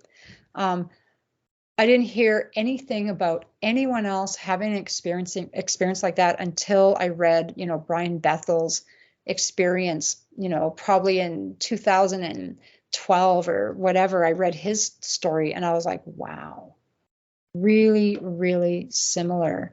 And again, no one knows, what these beings could be. Everyone is like, oh, it's like a vampire. Don't let it in your house. And many, many stories about them asking to be let into a house.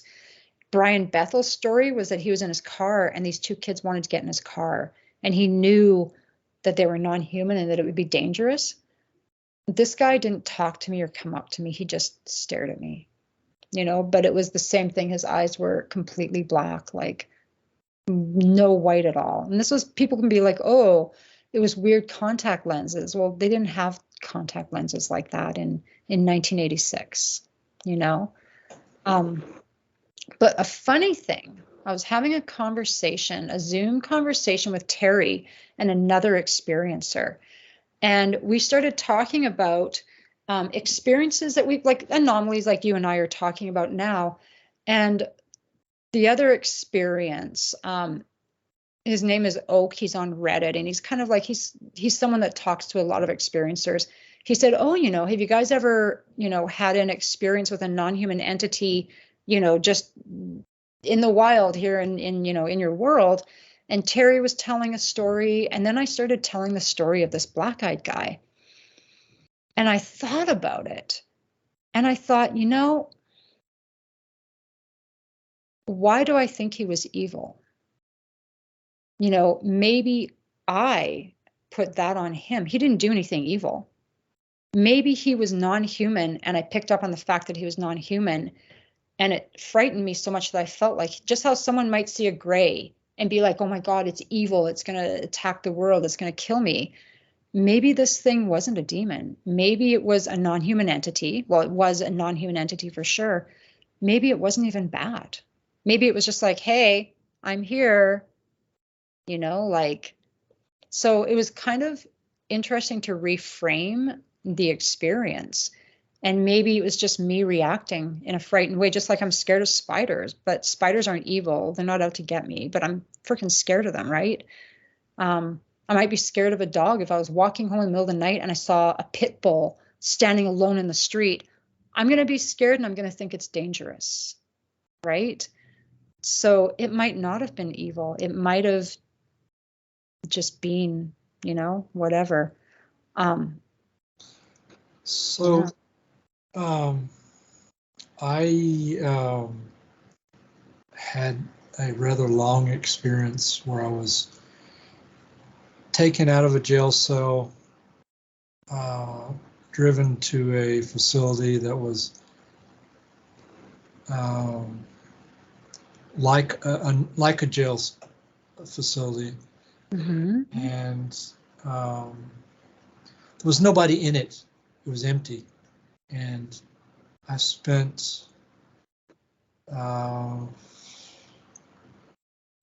maybe 5 or 6 days in it, and it was like 5.5 days. And when I first was taken into this place, I noticed that there was it was like it was manufactured 10 seconds before I walked in the room. There was no dust, no scratches. It was absolutely perfect, brand new. It wasn't like, it was really bizarre. It was like it was in an antiseptic space and that had never been used. It was manufactured a minute before. And you could have eaten off the floor. It was perfectly clean, the whole facility, and there was nobody in there. And after being there for a while, they brought people in who were all black, dark black, like in Africa, not like they are here.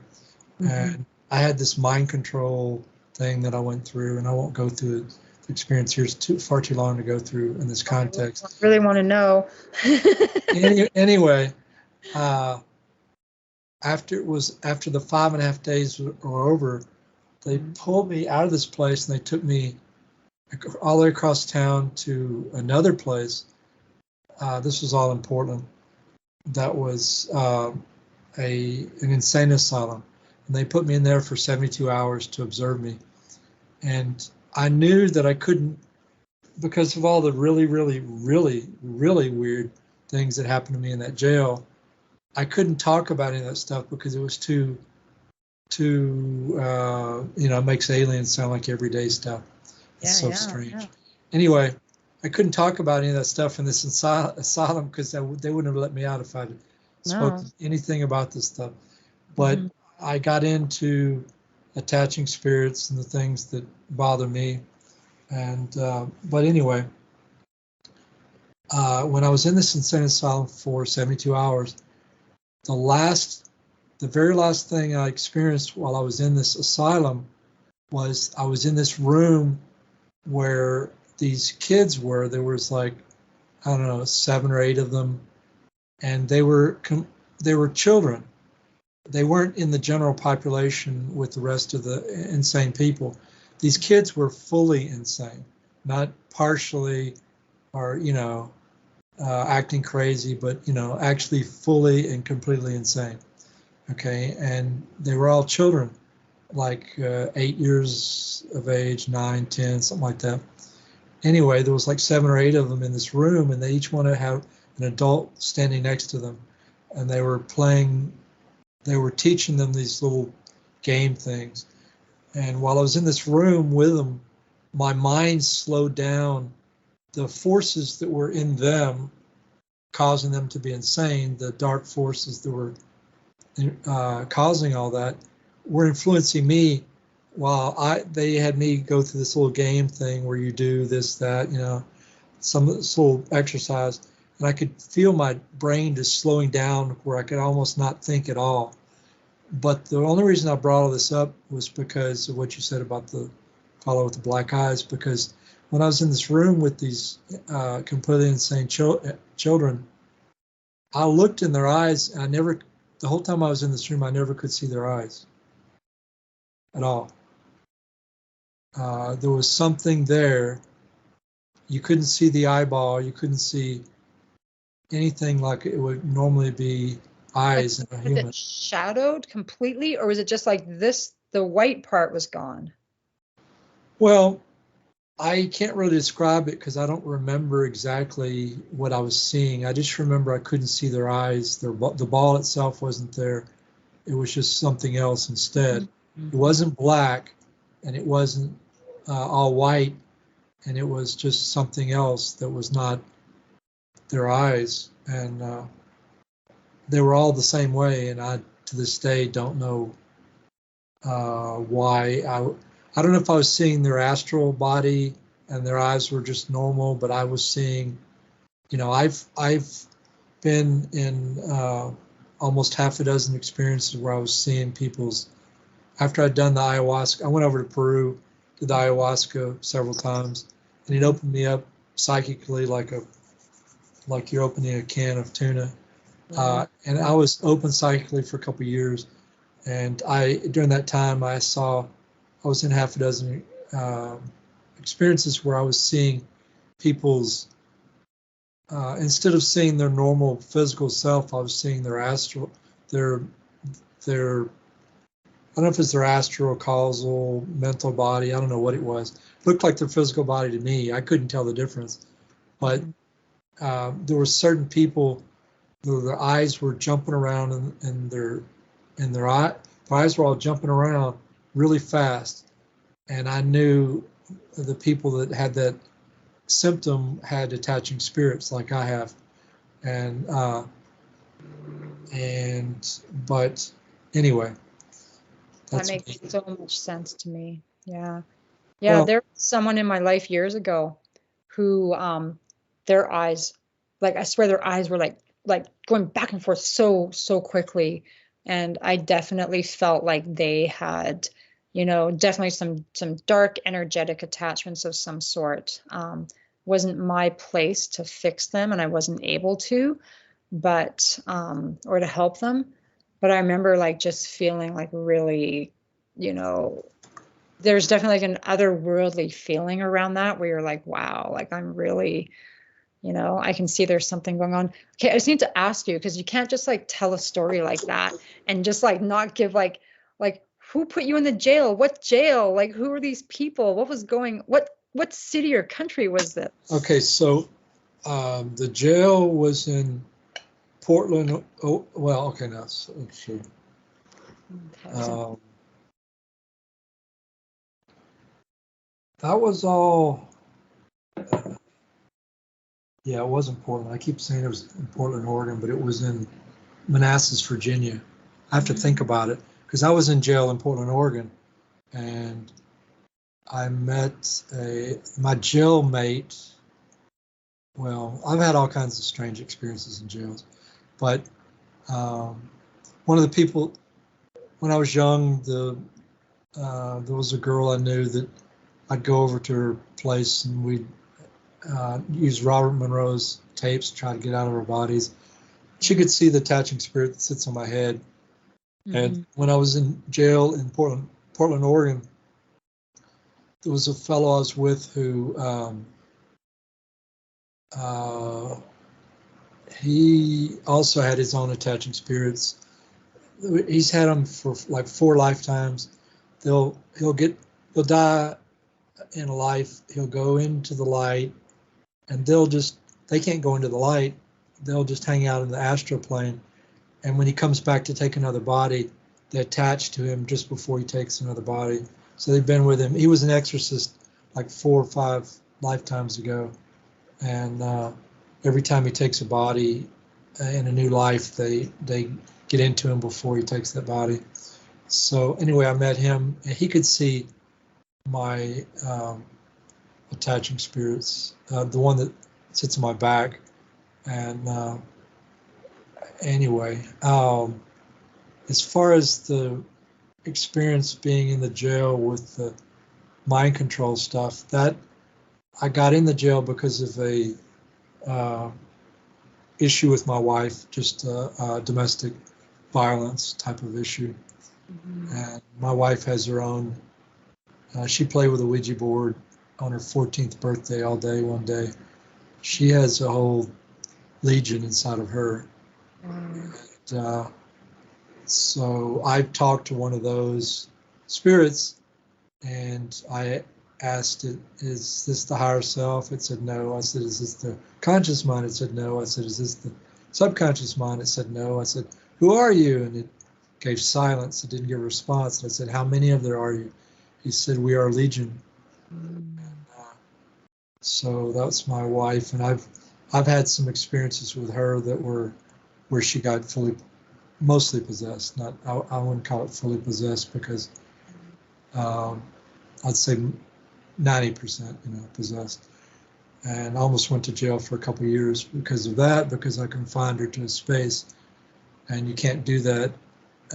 Even the Catholic Church, before they do an exorcism, they're required to get the victim to sign a waiver. And if they don't sign a waiver, they can't do an exorcism. And so, if you can't confine somebody to a space, even if they're fully possessed, unless you're in some little town and you run the jail, and then I hear people get these cops go into a place where you got rain, where it's raining inside but not outside, and the rain is going sideways instead up and down, or coming from the ground up, and the place is totally infested by darkness, and the person they put if they figure out one of the people is possessed, they put them in the jail just to confine them from other people. And so the authorities can confine you, but you can't confine another person, even if they're your wife or husband and they're right in front of you, and there's no doubt they're possessed, but you can't touch them legally, because you'll get put in prison if you do. Yeah. And so anyway, so I ended up in jail because of that domestic experience. And what was your other question? I can't even remember, because you're just like blowing me away with this story. I think I was just gonna say, like, who put you in the jail? So it was the police that put you in the jail. But then who put you in the second jail, the jail that was so pristine and Well, okay, so I was in the jail for the domestic thing, and I was in this jail for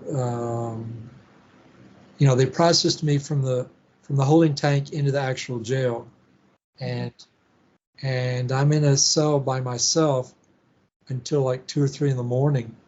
So I was in the jail for like 6 or 8 hours, and these two cops. I don't. Have you ever been in a jail? Okay, so if you're in a jail, Ganger has, but not me. so if you're in a jail, they never, under any circumstances, allow the police to come in with their weapons on them, ever, in any jail that I've ever heard of anywhere. So these two cops came into the building, into the jail cell, and they were dressed like they are on the street. They had their guns, their radios, their belts, everything that they would normally check in when they go into a jail and not be allowed to have inside the jail. They had all that stuff on them in the cell with me, and they took me out, put out of the jail cell, out of the building, put me in a car and drove me like for almost an hour, like 40 minutes. Or they could have gone around the same building 300 times. I don't know. All I know is it's very dark in Portland at that time. That part of town has not very good lighting, or it has lights on the corners, but not everywhere else. And so, anyway, they took me from the regular jail to the facility that was pretending to be a jail. We could spend. You should go listen to one of my interviews if you want to hear that story. It's kind of long, but I mean, I don't really tell that story that much. The mind control stuff, I have probably spent less than an hour telling that story over 33 interviews total. So I've had 33 interviews. That's like 66 hours worth of interviews, and I've only spent like maybe an hour total stretched out over that talking about the mind control stuff, because it just makes you sound really crazy, because it's too far. It makes aliens sound like no big deal. I know. It's so nuts. I know. They're trying to drive you insane is what they're doing. That's what the mind control stuff is about. It's an attempt to drive you insane, but if it doesn't work. What do you think makes you a target for that? Excuse me? What do you think makes you a target for that? Like, why do they want to mind control you? You know, it's my answer would be total speculation. It would just be, you know, I'm some big deal and I'm supposed to do something important, and therefore, you know, I've had. If you listen to my alien stuff, and you could go to the index of my book, unpublished book, on my website.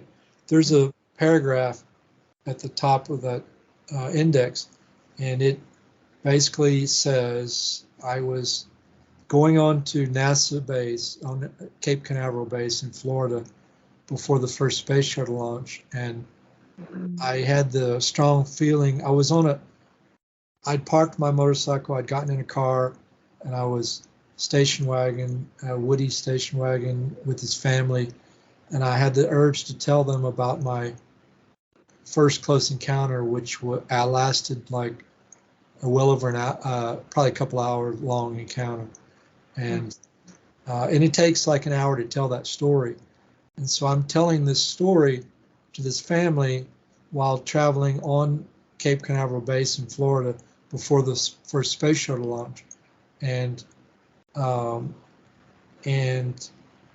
at the end of that story, I spit out the last word, and the German kid, or whatever he was, I think he was German, it could have been Dutch or whatever. Anyway, or Austrian. He's in the passenger seat in the front of the station wagon. He laughs at me. He doesn't believe my story. So in my head, I talked to God. I said, God, I wish you would show them what I saw. And within about 2 or 3 seconds, I got my wish. And so a craft was in front of the car, way in front of it, like way out in front of it, that looked exactly like the craft I saw in Houston on October 3rd, 1980. It was black, like a black hole with 8 equidistant lights on the edge, turning very slowly from left to right. And basically I got my wish, and it was sitting directly above the curving causeway road that had water on both sides and alligators in the water. And we drove, the kid said to the father who was driving, there was two little kids to my left and one kid behind me, the youngest kid behind me. It's a girl.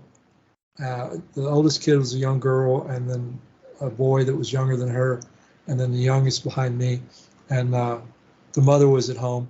So the German kid in the front passenger seat said to the father, maybe that's what he saw. And the father goes, yeah, maybe that is what he saw. They both acknowledged verbally that they saw this craft. And then from that moment forward, it was as if they didn't care about it. They didn't stare at it. They didn't look at it. They didn't acknowledge that it even existed from that moment forward. Now, the kids to my left and the kid behind me, the two young boys and the girl, it was like somebody switched off their brain. The moment this thing appeared, it was like Batman's Mr. Freeze shot them. Not even their eyeballs were moving.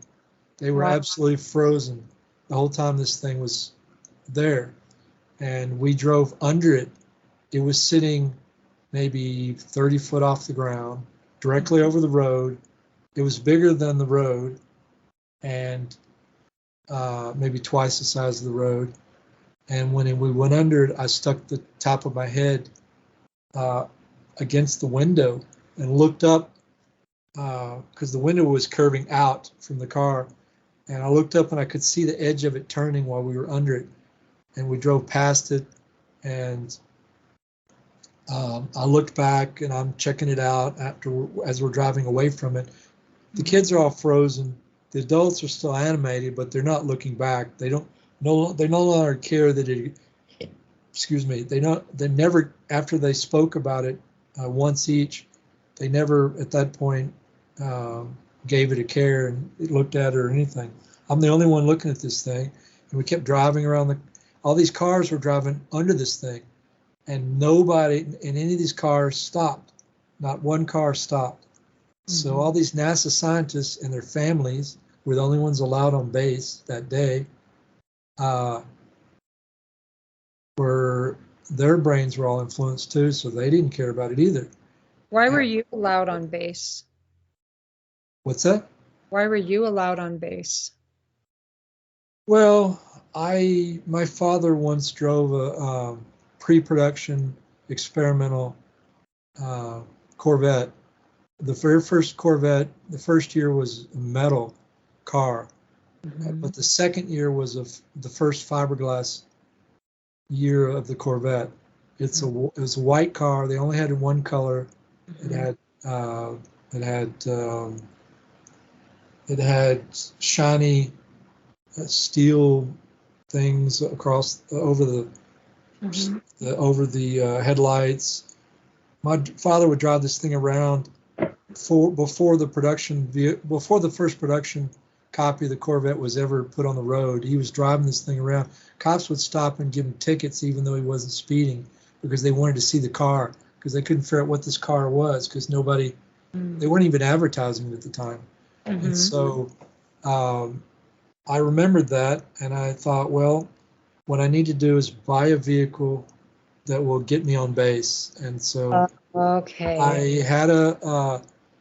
liked a Wiener Schnitzel. I went every Friday and Saturday night. I would stop at the Wiener Schnitzel hot dog place, and I would drive through. It was a drive-through. You drive through the center of the building, and I'd get several chili dogs. And when I drove through this one the winter schnitzel place, all I had was a 20. They couldn't break a 20. So I had to, it was like 10 o'clock at night or whatever, and they couldn't break a 20. And so I drove across the street to a porn shop, and I stopped in front of this porn shop, and I parked parallel to the building. Instead of parking like you normally do, shut off the vehicle, go inside. Instead of doing that, I parked parallel, left my vehicle running with the lights on, ran in, said, "Here's a 20, I need change." And the guy thought I was there to look at his stuff. So he starts handing me ones. 1, 2, 3. He's going to give me 20 ones. I was like, "Can I just have a 10, 2, 5, and 5 ones, please?" And so he gives me the proper change, and I run out. When I come out, my car is backed in, and there's a guy sitting in the vehicle. And I go over and grab the door and sling the door open. And as I sling the door open, the guy already has it in gear. He just hits the gas, takes off in my car, makes a right, and is gone. I never see the car again. So the insurance paid me like $1,400 for this car. I bought a motorcycle, a Kawasaki 750, an old one, drove it around for a while, and then used it as down payment on a Virago 750 V-twin that was just coming out, and nobody had ever seen a motorcycle like it. It was a very pretty bike, and I knew that if I bought that motorcycle, I could park it on the beach. Somebody would come over and check it out, and they would have a pass to get on base and see the first space shuttle launch. And so I did that. I drove down to Cocoa Beach, parked it on the beach. A guy came over and was looking it over and talking to me. And he said, how are you going to see the launch? I said, "I have no idea." He said, "Well, I got a pass to get on base. You can come with me, and we'll go on base." So that's how I got on the base. I got on there by the way I expected to get on there. Yeah, you did. Wow. So I probably have like one last interesting thing I could share with you. Go ahead. So I summoned a morphing UFO in about 2007, I'm going to guess. So again, at that time, I wasn't into UFOs, but I had been online on some like weird site, and there was a man from Cornwall who was one of those people that takes so many pictures of UFOs. Like he just is one of those people, right? Those real prime kind of contactees. And he was taking pictures of these UFOs that were morphing with different colored lights and stuff like that. And I remember like looking at it and thinking, oh, that's really cool. So I had a young relative come to stay with us, and my aunt said to me like, "Oh, if you want to keep him interested, talk about UFOs. He likes that." And so I was like, "Hey, Chris, I got to show you this morphing UFO that I found online." So I go online and I type in morphing UFOs. Can't find it anymore. I'm searching and searching, and I'm like, "Don't worry, I'm going to find it." Looking and looking. Finally, after a few days, I kind of gave up. He left. I'm washing dishes. It's summertime evening, so it's still light outside. I'm looking out my window. And I see this black balloon just floating in the air. And you know, when you see a helium balloon, what do? You watch it till it disappears, right? So I'm just watching it. And all of a sudden it popped. And it looked like an ink splat. But it didn't fall. It just kept going. And I'm like, oh, I guess when balloons pop way up high in the sky, there must be like a Gulf breeze or something weird that's like, I don't understand how the world works. So I'm just watching this ink splat black thing just moving slowly like this. And then all of a sudden it changed into the Batman emblem, not into a shape of a real bat, but the actual, like the Batman emblem that you see, that kind of stylized bat. And in my mind, like first I was like, oh, it's a balloon. Oh, it popped. And then I was like, oh no, it's a bat. It didn't look like a real bat, but I said to myself, it's a bat. And then it went into the V shape that, you know, when you draw a bird, you paint a bird, you make it just a V. I'm like, oh no, it's a bird. So I'm watching it. My husband walks in the room, into the kitchen. I'm like, look. and it had gone back into the balloon shape. And he did the same thing that I did, but out loud. He's like, oh, it's a balloon.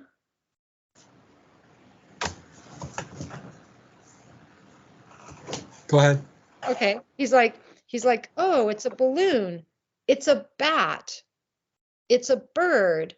And then all of a sudden he goes, oh no, it's two birds. And all of a sudden it turned into two V's, and they just went like this. We went over to the next window in our dining room, watched it. We went to our living room window and we watched the two V's just go like this and disappear. And just like you were saying, when you're in the car with those people, he just was like, oh, okay, I'm going to go back and watch TV. And I just went back and washed the dishes. We weren't like freaking out. We weren't like, oh my God, what's going on? We even looked at a Batman symbol and said, it's a bat, as if that was a normal thing to say. And I know I summoned it, because what was I looking for the 3 days before that? Where's the morphing UFO? I've got to find the morphing UFO. And I got a morphing UFO, just right across, my windows, and witnessed by somebody else. So I've heard you tell that story before. And so have you, you've worked with a lot of experiences. Do you want to, without mentioning any names, do you want to talk about any of those? Do you think any of those were worthy of conversation? I'm trying to think about, like, I would never go into specifics, just because, like, if one of them was like listening to this, I'd feel bad, like, totally talking about their story. But just in general, like, people having, just the same memories, like, abduction, but not believing that they were abducted, seeing things in their room, and then going back later in regression, like, seeing, like, a guy had like a cartoon character that was in his room, and he said, Fiona, I swear to God, it was almost like a Donald Duck guy that was like, dancing back and forth, going like this. It was so realistic. I insisted that, my dad must have dressed up in a costume. And now as an adult, I'm like, no, I want to do a regression about this. And sure enough, there's an ET in his room. And then he was just like, oh yeah, oh, I remember this. Yeah, I totally remember this. I know all about this. Acting as if it's completely normal, because it goes into as soon as you remember the memory, it's like, how did I even forget? Like, it's just there, right? I've had a few clients who've had experiences of being on a ship and being with other kids and doing experiments, like with a ball or a shape, that they were made to psychically, like, move around the circle of kids, or pass back and forth, or try to keep in its shape and not let it collapse, which is interesting, because when you think about quantum kind of theory of, like, subatomic particles, it's a wave until the observer, focuses in on it and observes it, and then it becomes particles, it becomes a thing, right? So you think about these kids on a ship, trying to use their mind to, like, not allow the particles to collapse. I haven't had that experience on a ship for myself, but I've definitely had memories of having to fit pieces of things into a thing, like fitting a shape into a shape. And I remember, like, being resistant to it and just being like, I don't want to do this, and having them take their hand and be like, no, you're doing this. I'm going to put my hand over you and make you do it, or you're going to do it. Right. So lots of people remembering being kids on ships. So what do you think the aliens, you've had experiences with a variety of different aliens. The Mexican boys, what would you call them? Grays? I would say they were grays. And the mushroom head was like probably like a tall white with a big head. The bug men were mantid aliens. Oh, I'll tell you an experience. Here's another thing that just comes to mind when I talk about mantids. So I was doing some psilocybin mushrooms, and I accidentally took way too many, like more than I would normally take. And I was tripping balls. I was having a crazy experience.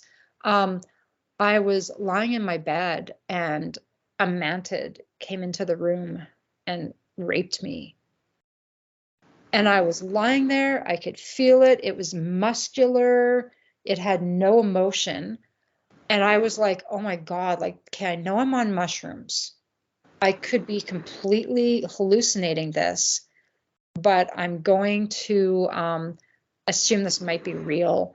And I decided to reframe the experience while in it. I was like, I'm not going to be scared. I'm going to, like, you know, give love to this being, because I could tell that it was like trying to experience something with me. And I was like, I'm just going to, like, extend love. And as soon as I extended love, it became more of a pleasurable experience. But what was weird was the person I was doing mushrooms with, the next day, they said, Fiona, I saw this being sitting on the end of the bed. It was very, very muscular. And it was like this. And I was just like, oh, that's kind of what I saw. And the weird thing was my son, who was not there when I was on mushrooms, he was at his dad's. A week or so after that, I had to go to parent-teacher interviews. And when I came home, my son was in the living room, and he was like, Mom, there was something in the living room. And he described it as an angry, muscular alien. He said it was like going like this. And he made that same, like, kind of thing that my boyfriend had also mentioned seeing, in the room. So, yeah, another weird experience, right? I wasn't scared. Because of the fact that your family members saw the same thing that you saw on your trip, obviously that is an indication that you weren't hallucinating the being, that you were just opened up to experiencing this being that existed independent of your mind. Yeah. You understand that, right? Yeah. Okay, so the reason why I brought up, you asked me why I thought I was went through the mind control stuff, and I replied with the story on NASA base, because the fact that if all those NASA scientists and their families came forward and together publicly acknowledged this event, that would be the first actual full disclosure. And so if I'm discredited, then that kind of stops that. Omni Magazine was going to print my story, the early parts of the story, the parts that I've told you, basically, not including the mind control, but just the early stuff, the first encounter, and that sort of thing. And the government stopped them from doing that. They had decided without any doubt to print the story. I'm not sure why, but that's another story. But the government definitely stopped them from printing it. So that was long before the mind control stuff. So anyway, it's all connected somehow. Yes, yeah. Do you understand why the aliens? People. I think most women have been used as breeders. Is that the reason? Why have you had your experiences? What do you think? I definitely do not think that I have had a breeding experience. I 100% don't feel I ever had. I've never had any indication. I think that I was meant to do healing, because that's what they told me. It's time, when I was 24, it's time to go and start becoming a spiritual healer. When I received that gift of, like, wisdom or knowledge, the pearl of wisdom or whatever, they were happy because I was doing Reiki and I was learning how to heal people. When they went and raised my vibration and said they were proud of me, I'd just gotten my second degree. So they definitely want me out here doing energy work with people, helping experiencers. And part of working with an experiencer isn't just helping them reclaim memories, but also deal with any trauma around that. They're so, like, even just looking at my 5-year-old self, I could see how much trauma she was experiencing. She had it coming from all over, from all directions.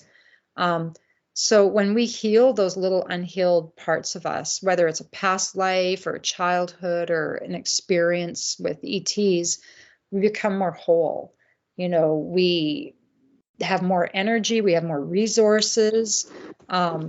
We're open to learning more about what's going on. We're not in a state of fear anymore. So that's my job. Plus, I think I go up on ships and I hold babies sometimes. They're probably like, get up here. There's new babies. We need you to help hold these babies. So I feel like I probably volunteered for this before I was born. I would never take away if someone said, I'll give you $2 million and you've never had these experiences, I wouldn't want to lose the experiences I've had. Like, even though some things might have been difficult or challenging or frightening, looking at it from where I am now, lots of things are difficult, frightening, and challenging. I don't feel like I was an abductee against my will and had horrible things happen. I think that I possibly volunteered for it, or even like I exist partially as a hybrid being, and so that's part of what goes with the job, right? Like, I don't know. Well, you said that one of the times you're up there that you were the alien. Remember? Exactly. Yeah. Just like the other lady I was interviewed recently. You might want to listen to her story. I would tell you her name, but I forget everybody's name. Anyway.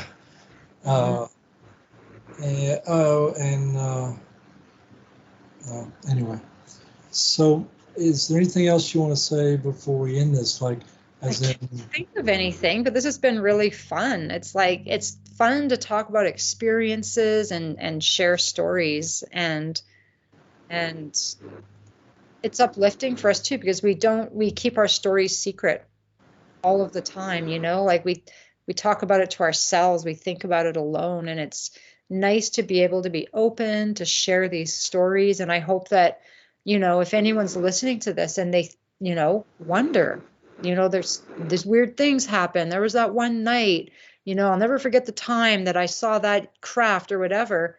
Don't be afraid to explore, and people are much more open to sharing as time's going. As time goes, people are more accepting. If you go on Reddit, there's tons of forums where people are sharing stuff. People are sharing stuff on Facebook. So if people want to get a hold of you for your services, how would they find you? So they can email me directly at FionaHarris@live.ca. You can also go to my website, which is Clear Path Healing. I do work through Zoom, so I work with clients all over the world, but mostly in the US.